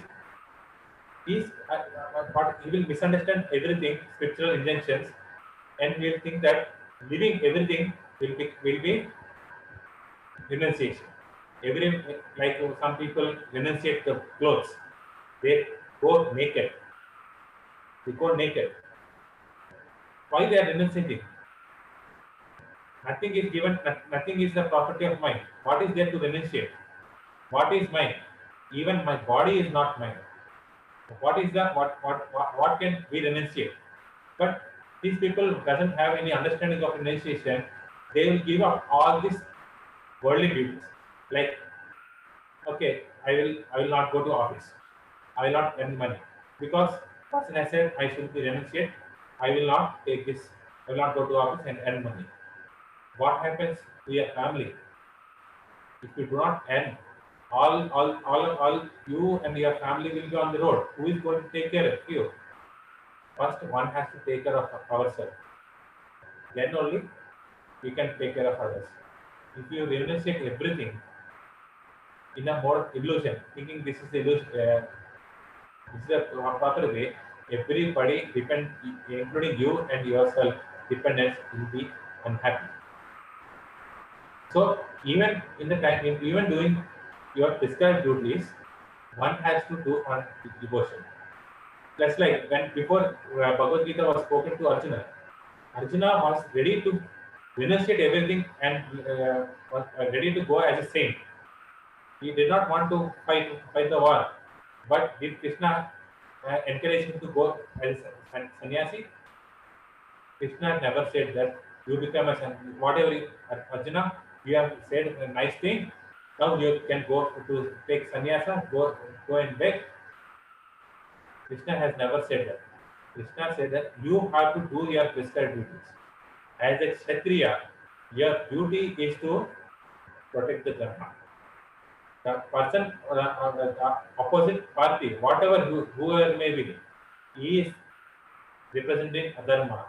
Your duty is to fight war and sustain and uphold this dharma. Then did Arjuna didn't fight? Arjuna fight valiantly. Only he did his duty as a Kshatriya. Next we will see as a devotee what he did. Then Rajasic person consists of giving up one's prescribed duties because of fear or because they appear troublesome. Suppose complicated project is given to you and you do not know, you do not have any skill in that. Okay, I will renunciate it. When promotion is not coming, why should I work? When I'm not giving promotion, why should I work? Better renunciate whole work. So this is a Rajasic method. Until and unless there is a motivation, they will not do. When this motivation is gone, they will renunciate everything. This is called, like it's called Markata Vairagya. There is a two types of Vairagya. Yukta Vairagya and Markata Vairagya. The real Vairagya, Markata Vairagya, you artificially renunciate, but actually you are not renunciating. When it is conducive, you are again capturing. That is the problem of Rajoguna. People who doesn't know when to renunciate and when not to do. Sattvic person consists of performing one's prescribed duties. This Sattvic person will do his own prescribed duties because they have to be done. This is my duty. I need to earn for my family. I need to secure my family. These things are this person will do. The Sattvic person will do all these things, but he will not be attached to them. Okay, sometimes when their situation is bad, my financial situation will go bad. Okay, like someday or the other, there is a silver lining to come up, and that time everything will be beneficial. Okay, even at that time also he will be working. Even if promotion is not given, a Sattvic person will not renunciate his work. He will give his own best. He will give his best capability, even though promotion is not given to him or her. See, there is a generally what rituals you do when you go to a holy river or like Kasi, we should leave something there. We should renunciate some. That is also renunciation. So I leave Karela. I leave Karela there. By the way, I don't like Karela. I don't like Karela, and what is the point of renunciating it? When I don't eat it, what is the benefit of doing the renunciation? If anybody is leaving what one likes, one loves, that is the real renunciation. I like, suppose gulab jam. I like gulab jam. If I renunciate the gulab jam for the sake of higher purpose, then that is the real renunciation. Tapasya. What is the definition of tapasya? Sacrificing what we love for the benefit which you are going to get in the future. That is the tapasya. So many people will be addicted to tea and coffee. I like tea and coffee, but if it is not spiritually conducive, and I am ready to leave the tea and coffee, that is the mode of a sattvic person. That is the real thing. See, there is a person like in our parampara, Bilwa Mangal Thakur. What does he say with description of love? He has given a beautiful description of love. When there is, see, that love comes between two persons, whether it is husband and wife, father, son, whatever it may be, then two persons. What does that love mean? When there is nothing in common between both, then there is no reason to stay together. And there are n number of alternatives to it. When there are three conditions. First is when there is no reason, nothing is common. When there is alternatives and there is no reason to stay, still the two people to stay together. That is love. Even traditionally, many traditional families, marriages, why it worked? Because they have sacrificed their own personal interest for the sake of others. Present day, that is lacking. These when there is love between two persons, there is a sacrifice that demands. When there is a sacrifice, only the love progresses. So this is the thing which Bilwa Mangal Thakur has given the definition of love. When that love is there, for that sacrifice, we are doing anything for that to maintain that love. That is the real sacrifice. The person who is loving us eternally is Krishna. Krishna is always eternally loving us. When we start loving Krishna, we will be when we make sacrifices to make that love sustainable. That sacrifice is called real renunciation. Means every materials, even this material is given by Krishna.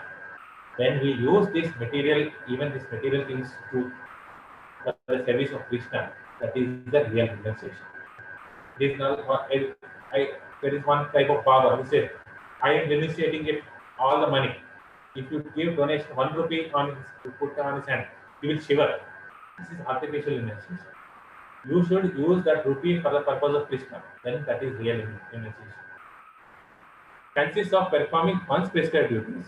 Do all your duties, and these duties are done for the service of Krishna. Arjuna has fought this war not because his wife is disrobed. It is because Krishna has ordered him to do the war for the maintenance, for the sustenance of dharma. Yeah, Krishna asked Arjuna, don't do this war because your wife is disrobed. You do this war because dharma is to be established. That side dharma is not there. You should whoever is there on the other mixed side, whether it is a Bhishma or whatever your relatives, they are to be punished and they are to be killed. That's why Arjuna has fought as a sacrifice for Krishna. That war is not hinsa, that is ahimsa itself. The people will say ahimsa paramo dharma. not doing anything, not doing war. Not doing war is not the ahimsa. Doing war for the sake of Krishna is also ahimsa. Doing anything for Krishna, that is the highest sacrifice which we can do. Said Arjuna said, "My dear Krishna, O infallible one, my illusion now, Arjuna's illusion has gone.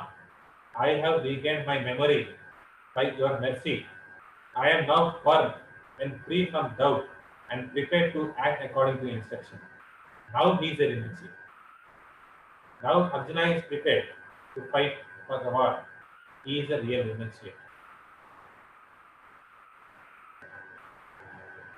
Those who undergo severe austerities and penances not recommended in the scriptures, performing them out of pride and egoism, who are impelled by lust and attachment, who are foolish, and who torture the material elements of the body as well as super soul dwelling within, are nothing but the demons. So austerities, tapasya, performed foolishly by means of obstinate self-torture. I said they will torture their bodies. See this person who sadhu who is sitting on a bed of nails. There are certain austerities people will create like this. Is this the real tapasya? Torturing your own body. Did anybody ask to torture his own body? See, even doing the upavas, we will do fasting. If your body is not conducive to the fasting, better don't do that fasting. Like fasting is prescribed for the person who are between 10 to 60 years. Below 10 years and above 60 years, they need not do fast because their body also doesn't support it. If you do torture your body like that, that cannot be called as a fasting. Why are we doing fasting? That should be known. It's not to torture our body. So like that, if any activity in the name of tapasya you are doing an austerity by torturing yourself, that doesn't make you a right austerity. It is tamaguna austerity. Rajasic austerity. If I do tapasya, again, what is benefit? Something should come out of it. Perform to gain respect.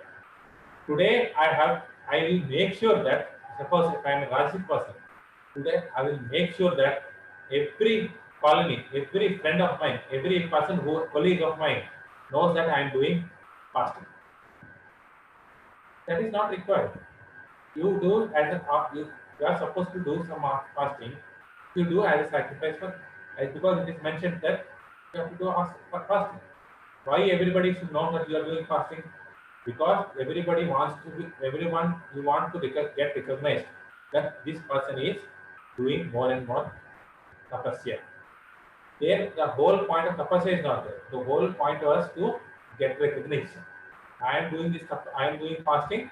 See how I am doing this fasting without even taking water. This is not recommended. This also only brings you temporary results. Performed with faith. Some faith should be there, and without desire for material benefit. Sattvic person, if you say do fasting, he will do it because it is scripturally given. Scripture says that you have to do intermittent fasting for every day, 15 days. That is our Ekadashi.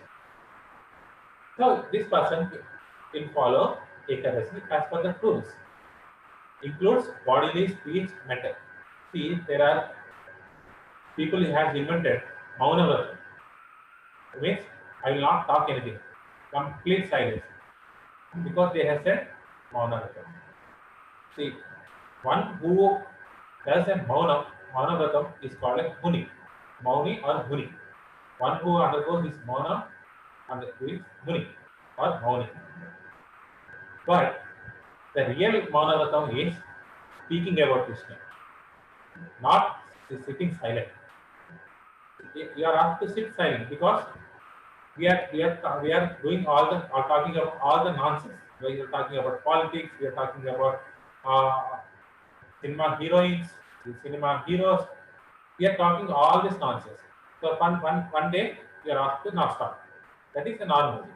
But instead of closing your lips and tightly sitting, doing nothing, do pray Krishna. speak about Krishna, that is the real Maunavata. He is the real Muni. That when you try to speak about Krishna.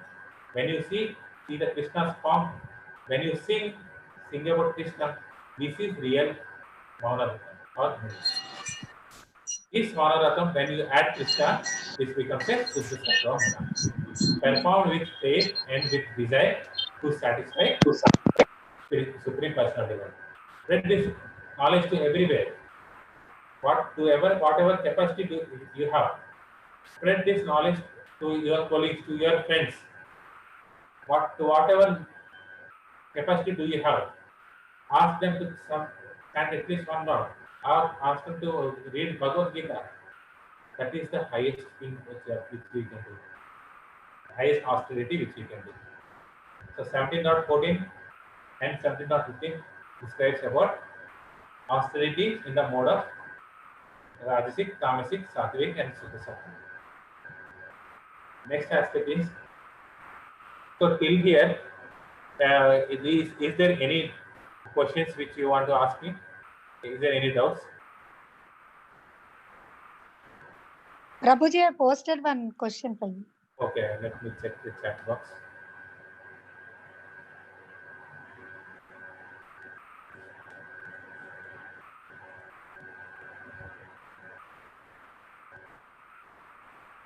Okay, Shailaja Mataji is asking, in the previous session, you said Madhava Seva. Okay, Madhava Seva is Madhava Seva. Can you explain how this Madhava Seva is done? It's an excellent question, Mataji.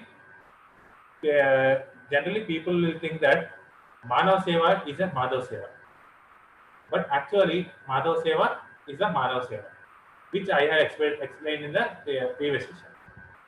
See, what kind of service you are given, what kind of service you can do to a particular person.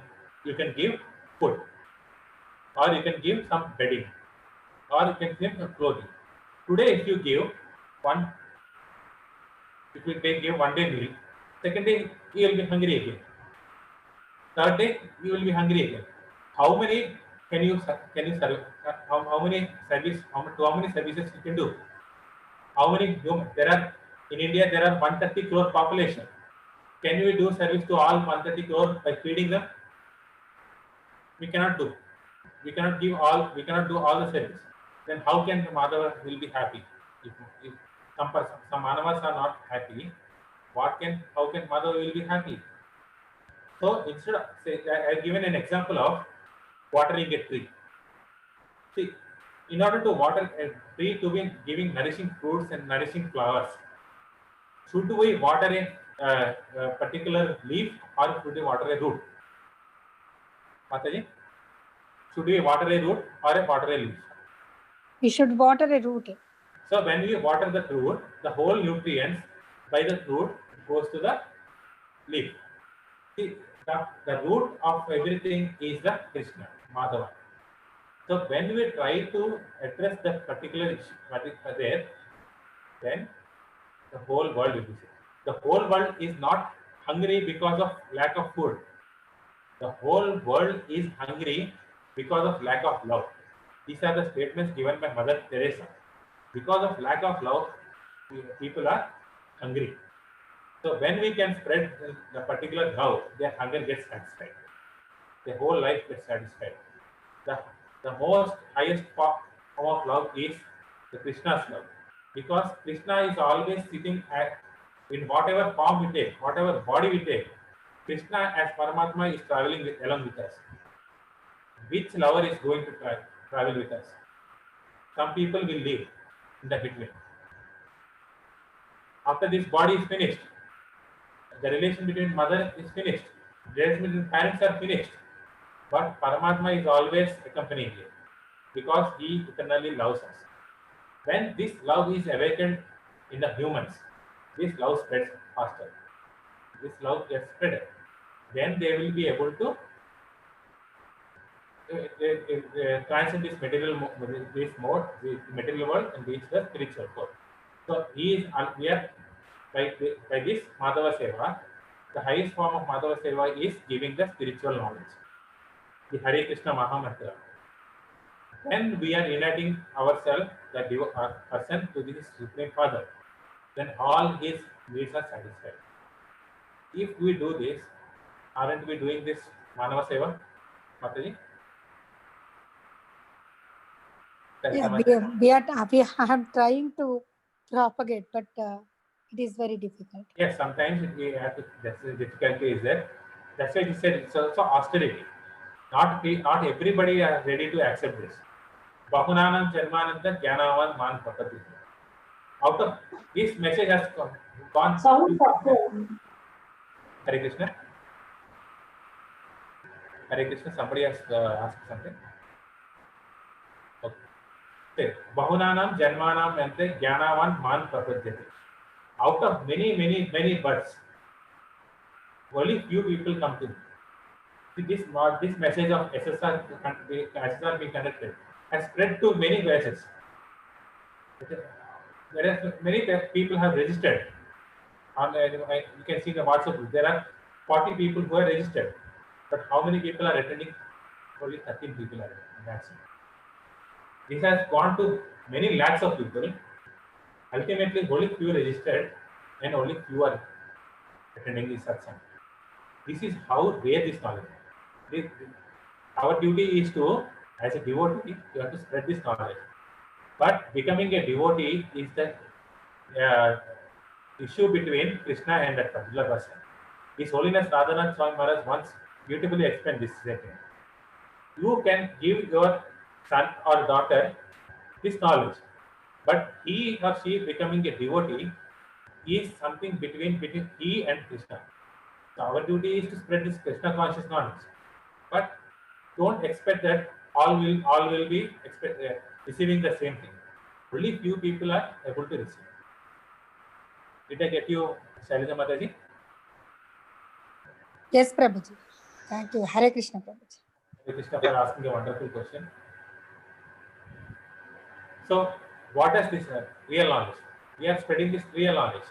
Mataji's question also based on this real knowledge. Because we are conditioned by these things, people are not able to get this knowledge properly.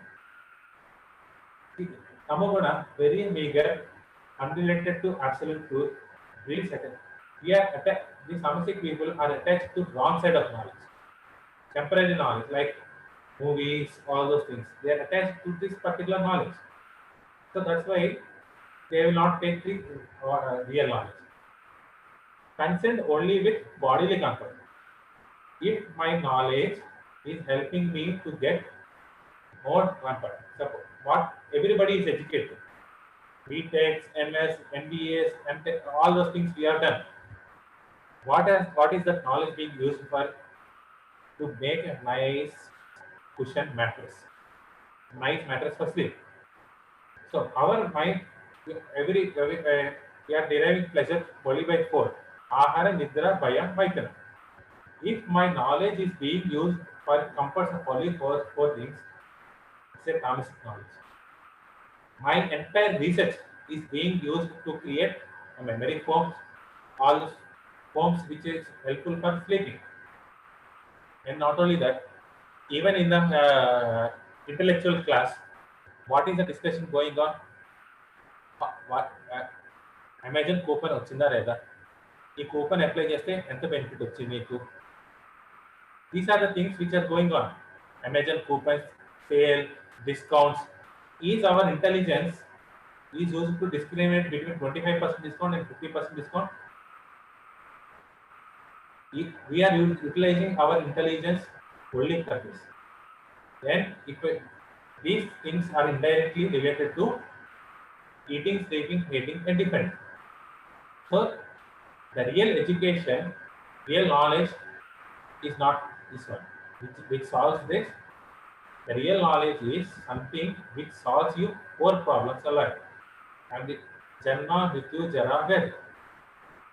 Are we utilizing our knowledge for that? So if we are utilizing our knowledge for these four basic pleasures, which an animal also can do, then that is a tamasic knowledge. And Rajasic gives rise to speculative doctrines. You can see many kinds of Bhagavad Gita has come. Because everybody tries to interpret its own way. Because even sitting here, I can prove that smoking is good for you through Bhagavad Gita. I can give you the knowledge. Through Bhagavad Gita, I can say that smoking is a benefit for you. This is the typical mentality of a Rajasic. I want to prove something which is beneficial to me through the medium of these scriptures. I will twist and do all the scriptures and say that this is beneficial and I will do all this. Doctrine is a theorist through which one sees body as a self and consciousness as a temporary product of body. Rules out of existence, the concept of soul that doesn't exist. Sattvic gives rise to vision of undivided spiritual force. Sattvic person thinks that yes, there is a something spiritual force which is governing me. But what is this? There is a spiritual force under whose jurisdiction I am working upon. I am not this body, I am this soul. This we will be seeing in the sixth session. Who am I session? What is the body and what is the soul? A Sattvic person understands all these things. There is a body, there is a soul. That is up to the Sattvic level. But at the Shuddha Sattva devotee level, enables one to see all living beings as eternal, individual, spiritual servants of the Krishna. Pandita Samadarshana. The Pandita means a person who is in the mode of pure goodness. When you are in the pure mode of goodness, you will be able to see each and every person at one level. All persons are same. What is the equality there? It is every person are in eternal souls who are always the servants of the Krishna. This is how the Pandita sees everybody. This is where we will get real equality. The problem is we are doing the human equality by way of saying every race should be equal, every caste should be equal. These are the materialistic inequalities. But if we are at the bodily level, this equality doesn't exist. When this knowledge of body and soul are revealed and one person understands, when one person is in the mode of Shuddha Sattva, he will see that every person is an individual, a soul who is the servant of Krishna. Then the real equality happens. This is the real knowledge. Karmana Sukrasyastu Satvikam Nirmalam Phalam Rajastu Phalam Dukam Ajnanam Tamasya Phalam. The result of pious action is pure and is said to be in the mode of goodness. But action done in the mode of passion results in actions done in the mode of passion results in misery. Actions performed in the mode of ignorance results in foolishness. So we will see how our actions are this. The tamasic person will always be irresponsible. He is always violent. If you say something, he will be quarreling with you. Distressing to others. If you ask particular person to the particular work, he doesn't do that work. It causes distress to you. If you give a work to a tamasic person, if your job is given, project is given to a tamasic person, he will make sure that it will be delayed. The manager who is in charge of the project will be distressed because this particular person is not able to do that work. That's why so many types of job jumpings are happening here and there. If a Rajasic person is given a Sattvic type of job, he will not be able to do it. Similarly, if a Sattvic person is given a job of Rajasic person, which demands passion, Sattvic person will not be able to do it. So ultimately, what happens? Distress happens. So one should know what mode we are in, and accordingly, our action should be tuned to that. This tamasic person is irresponsible, violent, distressing to others, performed in illusion, without any scriptural understanding or future. What happens next? This tamasic person doesn't have any vision of what is going to happen when I do this, what is the result of going to happen. This tametic person will not be able to understand all these things. Sadistic, again, because of my ego. Why it should not be happening? Why this person is not listening to me? This person should be, this person should work as per my orders only. This is egoism. Why he should not do as per me, my instructions? This is the Rajasic mentality. Suppose this kind of mentality, this person with this mentality becomes a boss. What will be the situation of his subordinates? He will try to exploit all this from these subordinates. He will make sure he will torture his own teams. He wants more, more, more, more. If you say, yes, today I will work, today I will finish my activity, and you approach your boss, you should have completed that. Why didn't you complete? He is considered what only what because you are somehow missed that some deadline. Instead of listening to any person, why this deadline is for, he will make sure that he will torture, right? Because the deadline is not. He has lost his milestone. Yes, some income has to come. It has lost it.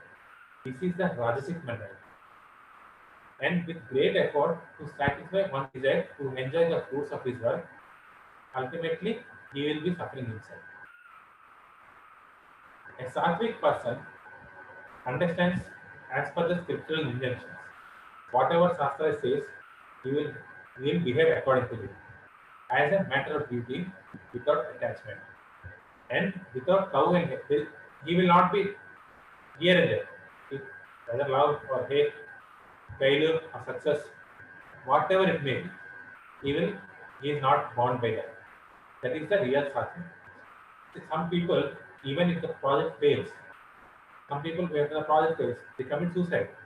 But some people say, okay, we have given our best. We have given all our best. We will learn from our mistakes. So this is not repeated in future. I have failed in the exam. Students are committing suicide. Why? Because they are expecting some result. Pass or failure. If failure comes, people will scold me. Because of fear, they'll commit suicide. But a Sattvic student, they said, yes, I did not study properly. Because of n number of reasons, I did not study properly. Let me admit it. Next time when I am writing the same exam, I will make sure that the same mistake is not repeated. This is the Sattvic mentality. This is the mentality when you have scriptural knowledge. But a devotee or a person who is in a pure goodness, he will do actions which are favorable for Krishna consciousness. Solely for the satisfaction of Krishna. Krishna orders Arjuna to fight the war and Arjuna fights it. Because it is an instruction of Krishna. It will satisfy Krishna. Then that fighting of war is in a mode of pure goodness. Whatever activity, whatever action which the person is doing in a mode of pure goodness, that is always should be satisfied for Krishna. It is in satisfaction of Krishna only. So even determination to do a certain action. Yes, I am determined to do. So what state of determination the person will be? The person who is in a mode of ignorance, his determination is limited up to his own dreams. He will always be dreaming. Tomorrow I will do this. Yes, tomorrow I will stop all these things. But he will not do it. Everything is in his imagination. He will be determined only in his imagination. Ultimately, when that doesn't happen, he will not do it. Okay, I tried to do, but I could not. I will not do it. It's a moroseness. So always he thinks. He says that daydreamers achieve nothing. Tamoguna people are this kind of daydreamers. They गालो मैल करते हैं नेलो Gunadesi Achina. These people will build their houses in the imagination. In a Rajoguna, fixed upon securing goods. There are certain, yes, I will do this for them. Why? Because I will get the benefit of that. Dharma, Artha, Kama, Moksha. These are the things: religion, economic development, and sense gratification. Dharma, Artha, Kama, Moksha. If we are doing everything for these things, this is a Rajasic mentality. There is something beyond these four things: Dharma, Artha, Kama, Moksha. The more thing is the service towards Krishna. The determination of Sattvic guna is practically unbreakable. See, you can see like different personalities who has caused independence to us. Their determination is very unshakable. They, when they fix their determination, they execute it. That is the Sattvic mentality. Sustained with steadfastness of yoga. People generally think that yoga is sitting in certain form, but in the 11th session we will see what is yoga.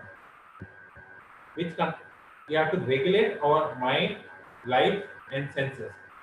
In order to have a determined goal, we have to control our mind, life, and senses.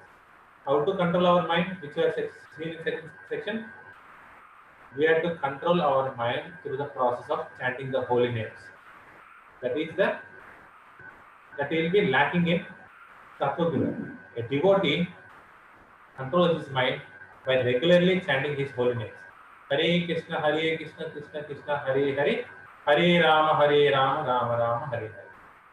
This is the process by which he controls his mind, life, and senses. Right? For the satisfaction of Krishna. What is the highest mode of dharma?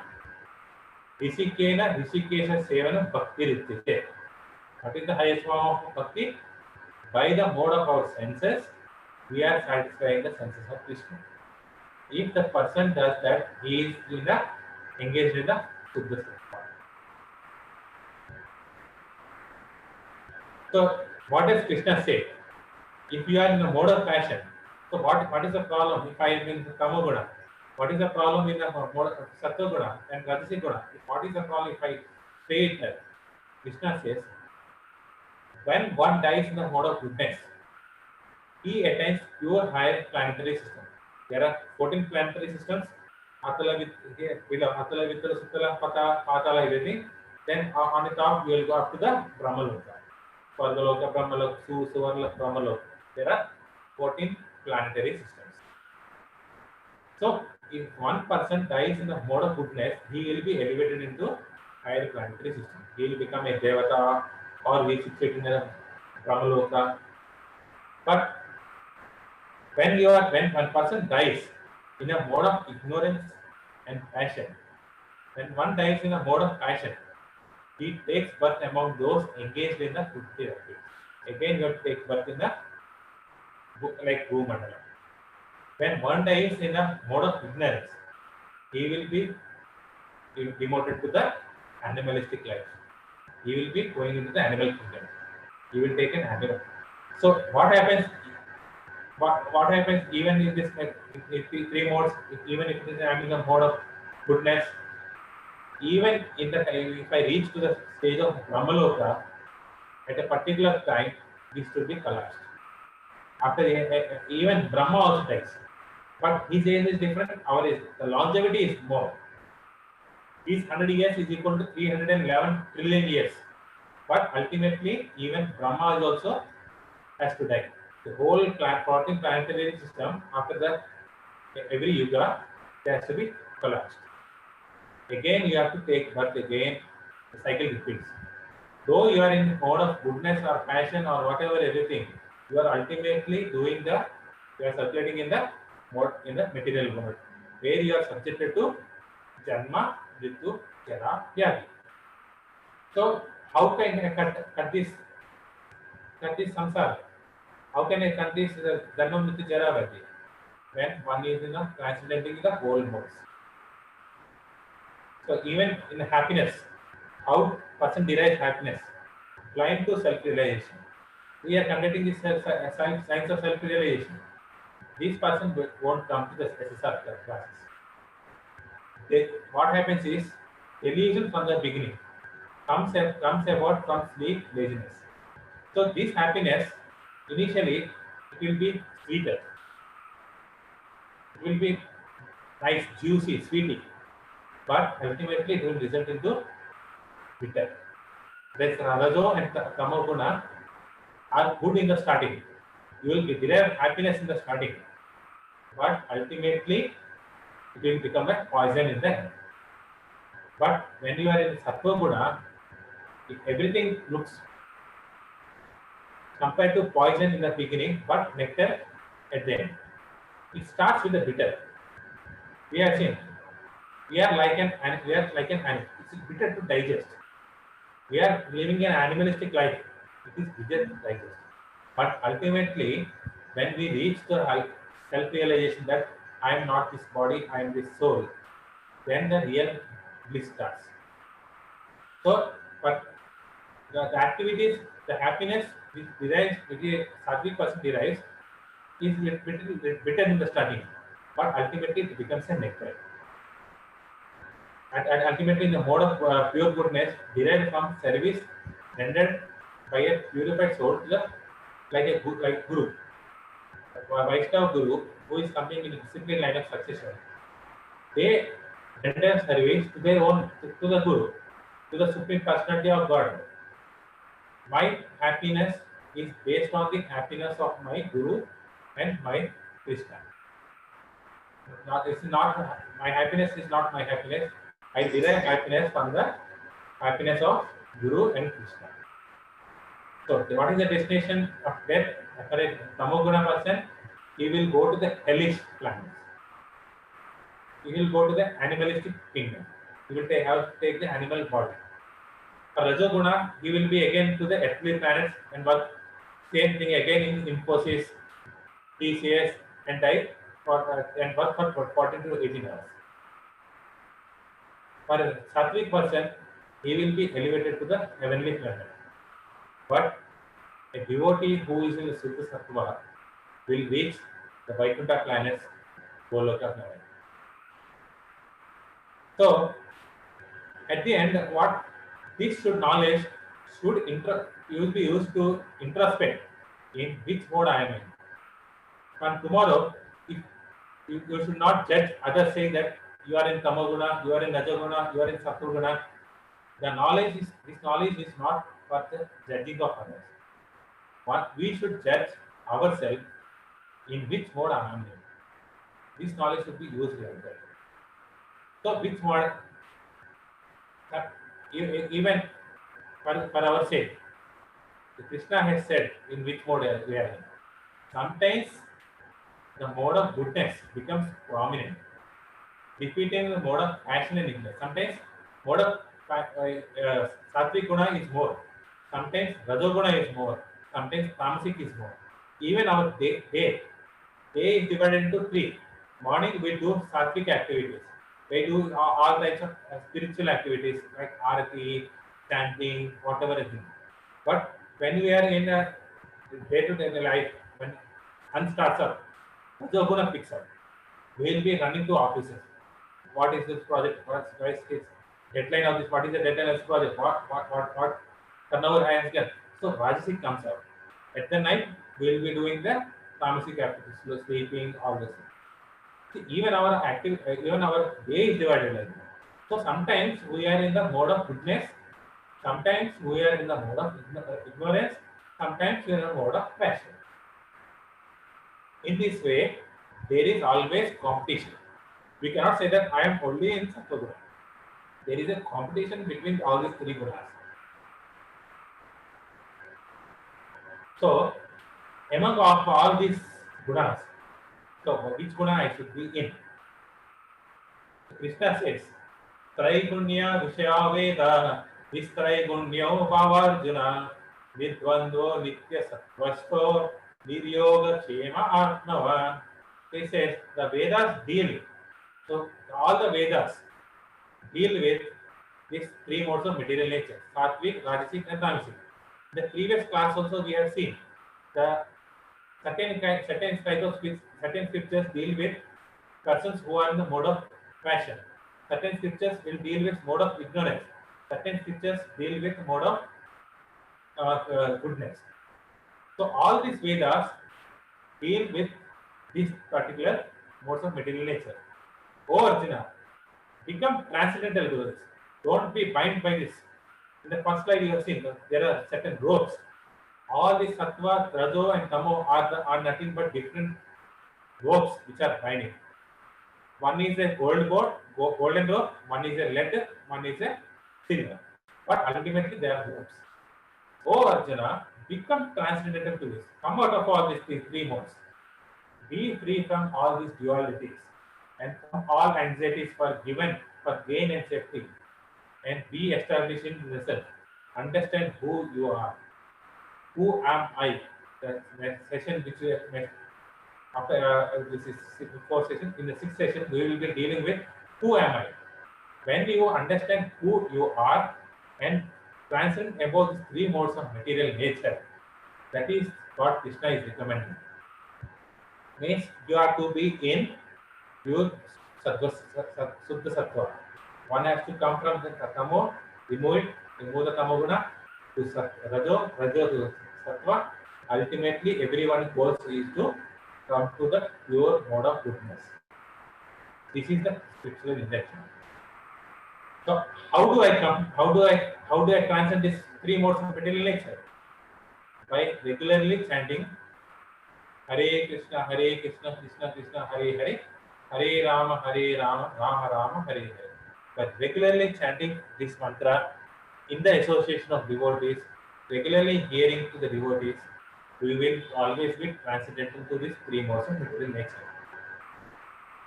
So, at this point, do anybody have any clarification required? Ganesh Prabhuji?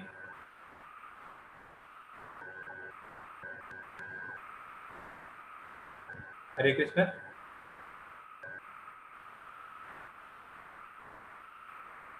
Anita Majaji, is there any questions? Yeah, I have given in the chat box. Okay. Thank you for reminding me.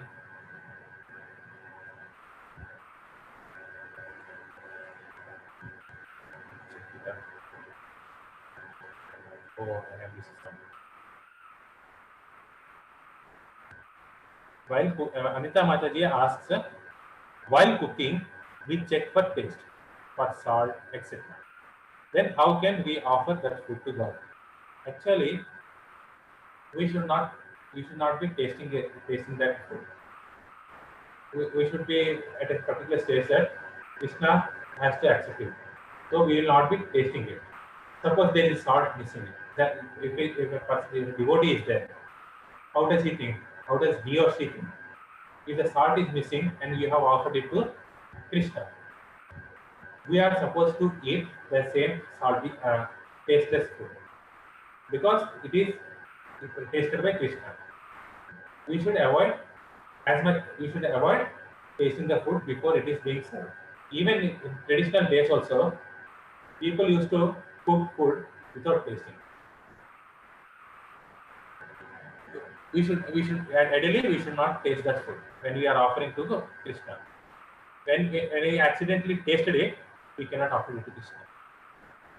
Did I answer your question, Anita Mataji? Oh, yes, Prabhuji. So ideally we should not taste it. Okay. So Sagar Prabhu is asking, let us keep the question and answer section to the end of the session. So next. Surya Lakshmi Mataji is also asking a question.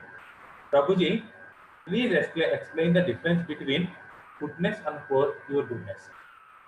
It's a very apt question. So there is only difference between goodness and pure goodness is Krishna comes in the center. For Sattvic person, like if you see, it's a mathematical equation. Sattvic person plus Krishna is equal to pure Sattvic. When actions are done only for the satisfaction of Krishna, sattvic nature converts into Shuddha Sattva. When Krishna is not present, and we are doing as per the spiritual injunctions, we are following all the rules, upavas, everything. But Krishna is not in the center. We have forgot Krishna. Then that is in the sattvic nature. Did I answer your question, Mataji? Prabhuji. Thank you. Yes, Mataji. Hare Krishna, Prabhuji. Hare Krishna, Mataji. Thank you for asking for the question, Mataji. Is there any more questions? Prabhuji, sometimes we have to eat outside. The Yes, the food consists of onions and garlic. Yes, Mataji. So how do we avoid it? It's very difficult while traveling or somewhere we go. Yes, sometimes it happens to everybody. Those who are in devotional life, this is a common question. When I go outside, what should I eat? Because it's filled with all this onion, garlic, everything.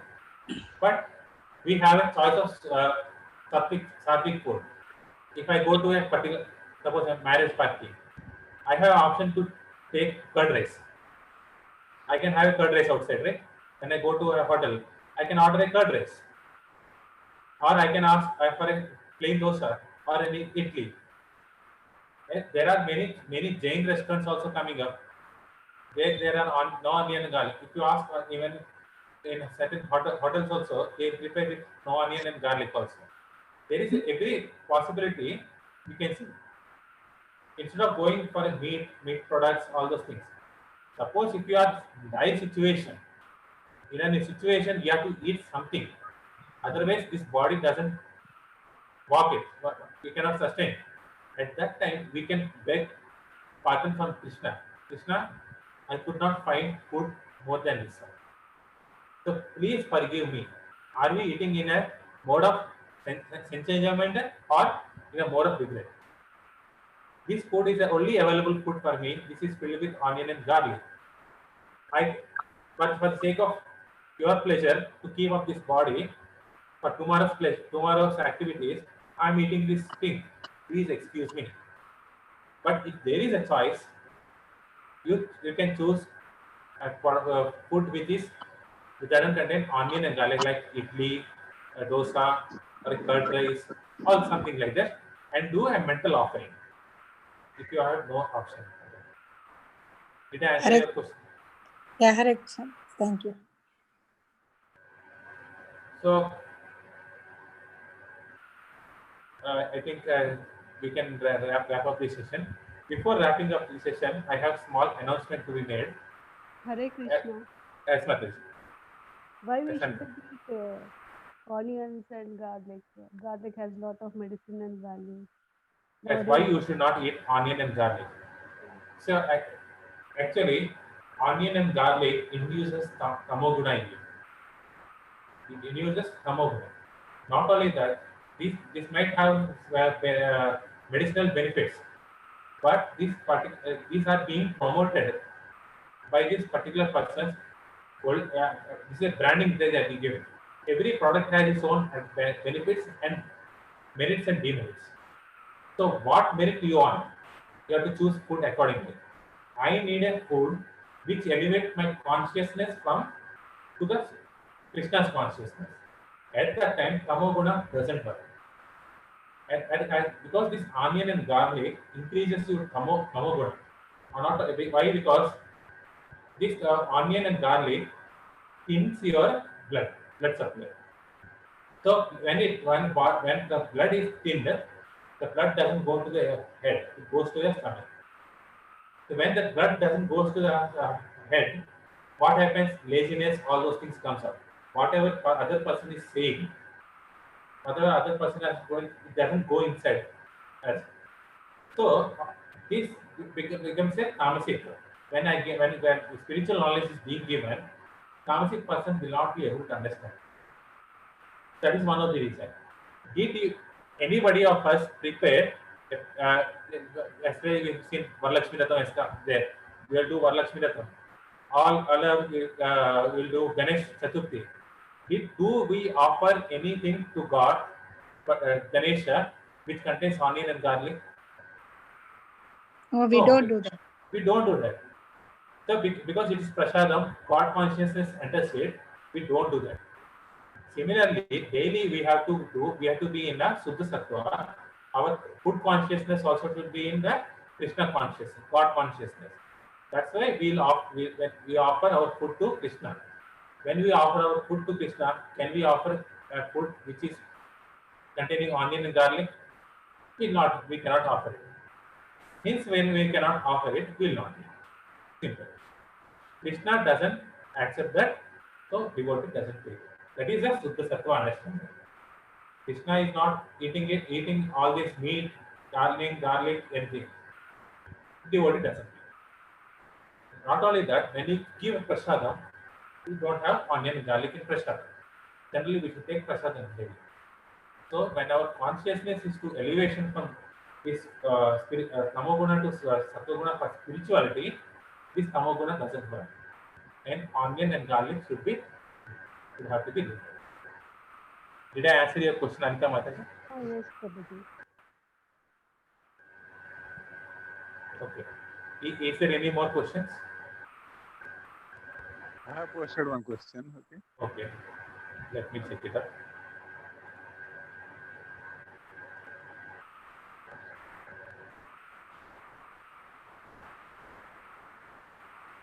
Okay. So, in the present day context, is it really possible to attain sattva or suddha sattva? Yes, it is possible. It is possible to have this. First of all, daily you have to be in. You have to chant regularly. The Hare Krishna mantra you have to chant regularly in the association of devotees. This is the technique most suitable in the 12th session. What it says is how to apply all this knowledge to progress in life. When you are associated more with the devotees, we will be reminded that you should not eat this, you should be eating this. There are certain situations when you go outside. There are certain situations like Mataji asked, when I have to go outside. So, but I don't get this sattvic food. Like what should I eat? Like, Krishna is not such a cruel, wicked fellow who will say that because you have eaten onion and garlic, I will not bring you. He will not say that. Because you are in a situation, you could not have that food, sattvic food. So what we have to do in the mode of what's called mode of regret. We say that Krishna, I could not follow this today. Please pardon me. I don't have any this sattvic food. Then how can Krishna sees the intent. He is Bhavagrahi Jana. With what mode, what intent we are doing that particular act. Sometimes you have to go beyond. These are the rules which are given for a conducive way to go forward. But Krishna doesn't say that because you have done this, I will not take you. So if you regularly chant Hare Krishna mantra, regularly hear to the devotees, it is possible to always be situated in a sattva and suddha sattva. So, Thank you. Thank you, Shali Guruji, for asking a beautiful question. This is a day-to-day activities. What you asked is a real question. This clarity will come when we reach the 12th session. I have given you a glimpse of what is there in the 12th session. So, when we reach the 12th session, we will be knowing in details how we can maintain this Suddha Sattva nature. So, for now, we have to understand that I need to come from Tamoguna to Suddha Sattva. My goal is to reach to Suddha Sattva. When this goal is fixed, next comes how we have to do it. How will be I will be explaining you when we reach the session number 12. How to apply this in a practical way.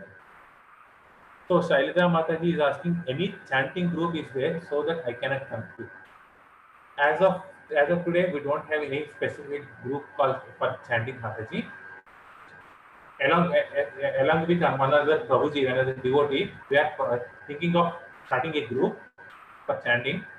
So far, it has not materialized. When it materializes, I will let you know. Thank you, Guruji.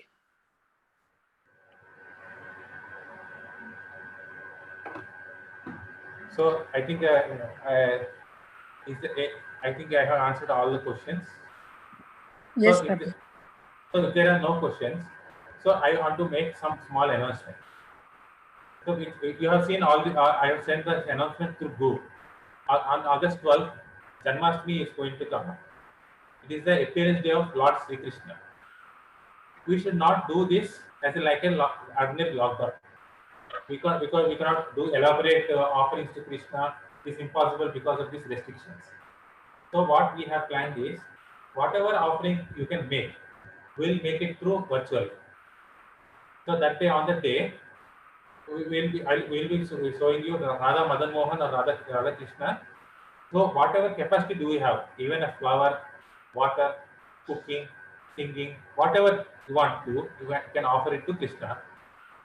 That will be done on August 12th from 7 p.m. onwards. Everybody has asked for convenient time is 7 p.m.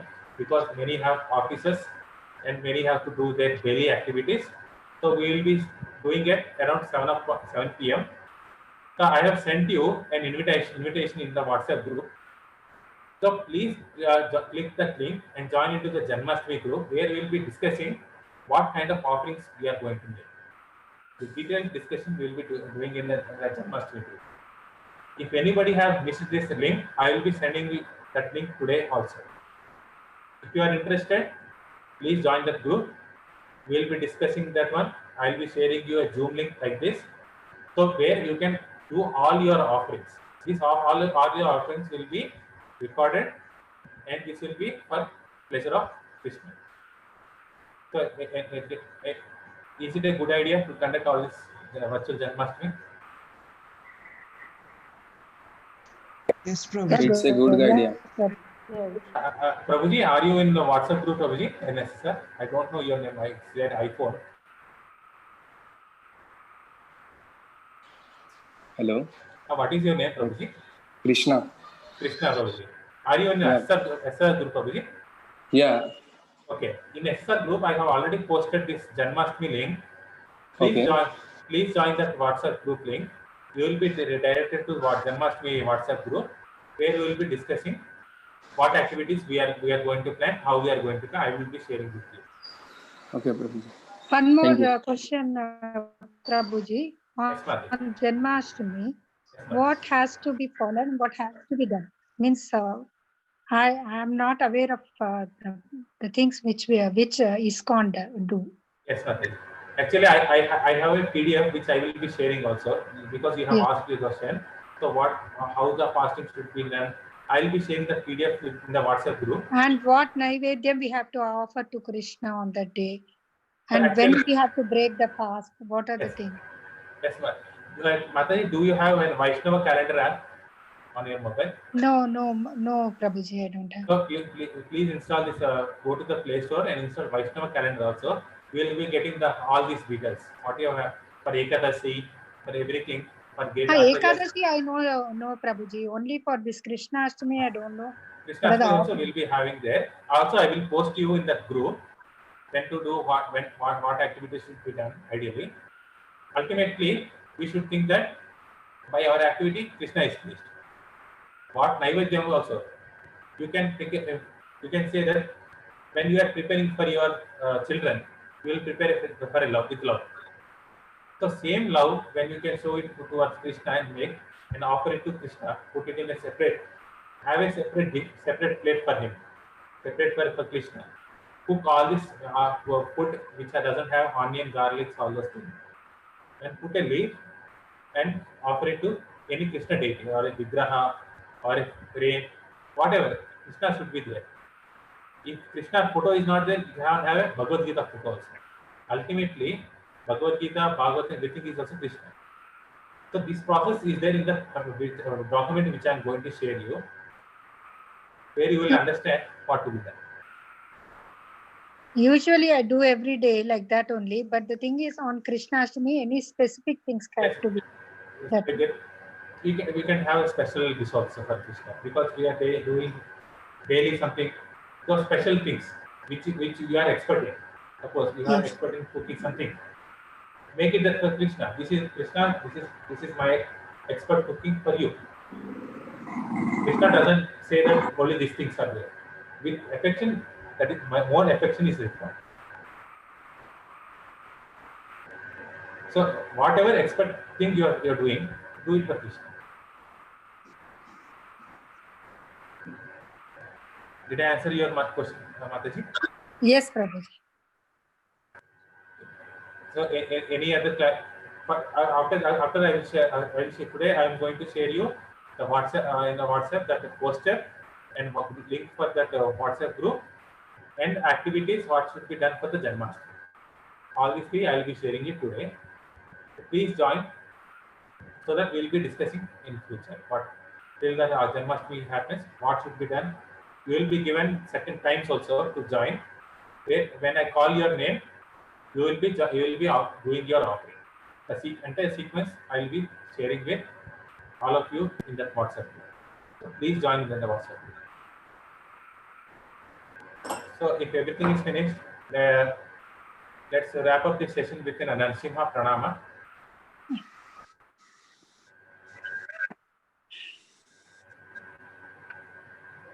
So we'll do a Narasimha Pranama.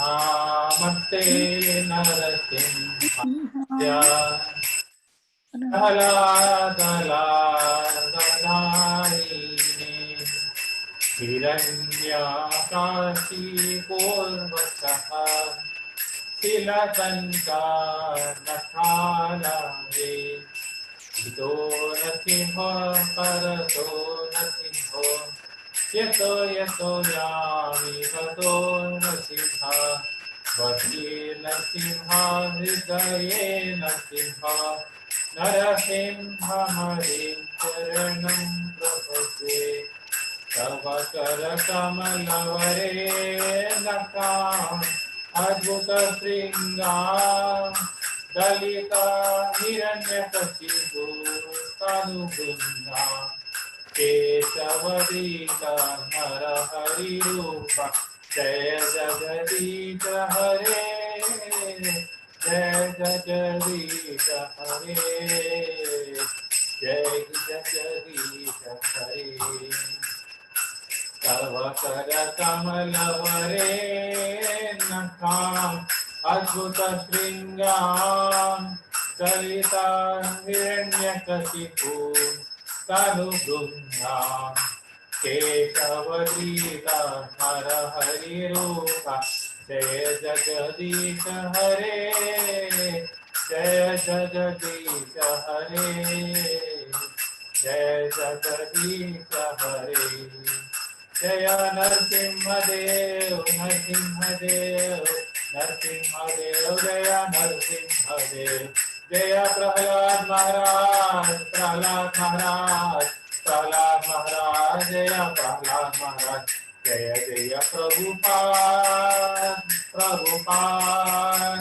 Prabhupada, Jaya Jaya Prabhupada, Jaya Jaya Gurudev, Gurudev, Gurudev, Gurudev, Nitai Gaura Hari Bol, Hari Bol, Hari Bol, Nitai Gaura Hari Bol, Nitai Gaura Hari Bol, Hari Bol, Hari Bol, Nitai Gaura Hari Bol.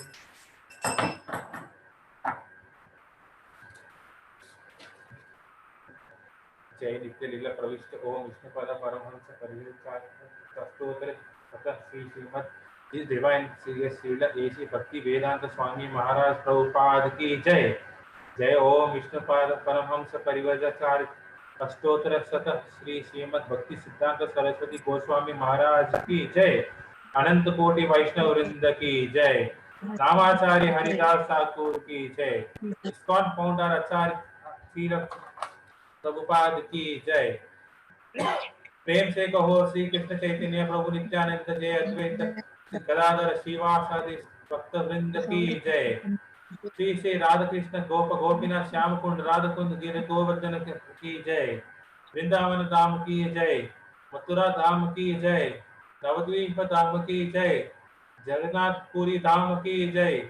Ganga माई की जय। यमुना माई की जय। तुलसी देवी की जय। भक्ति देवी की जय। संकीर्तन यज्ञ की जय। समवेत भक्त वृंद की जय। गौर प्रेमानंदे हरि हरि बोल। All glories to assembled devotees, Hare Krishna. All glories to assembled devotees, Hare Krishna.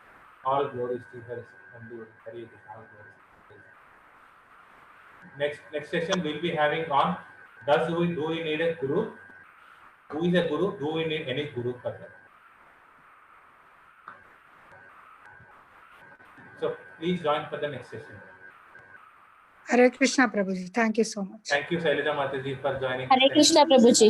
Thank you, Anita Mataji, for joining. Thank you, Surya Lakshmi Mataji, for joining.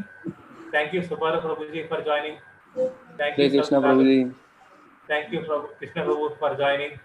Thank you, Sagar Prabhu, for joining. Thank you, Jagannath Prabhu, for joining. Thank you, Padma Shri Mataji, for joining. Thank you, Padmavati Mataji, for joining. Thank you, Ganesh Prabhu. Thank you, Kalat Prabhu, for joining. Thank you for joining. Hare Krishna, Hare Krishna, Krishna Krishna, Hare Hare, Krishna, Hare Krishna, Ram, Hare Hare, Hare Hare Ram. Ram, Hare Ram, Ram Ram, Hare Hare. We'll meet on the next Sunday.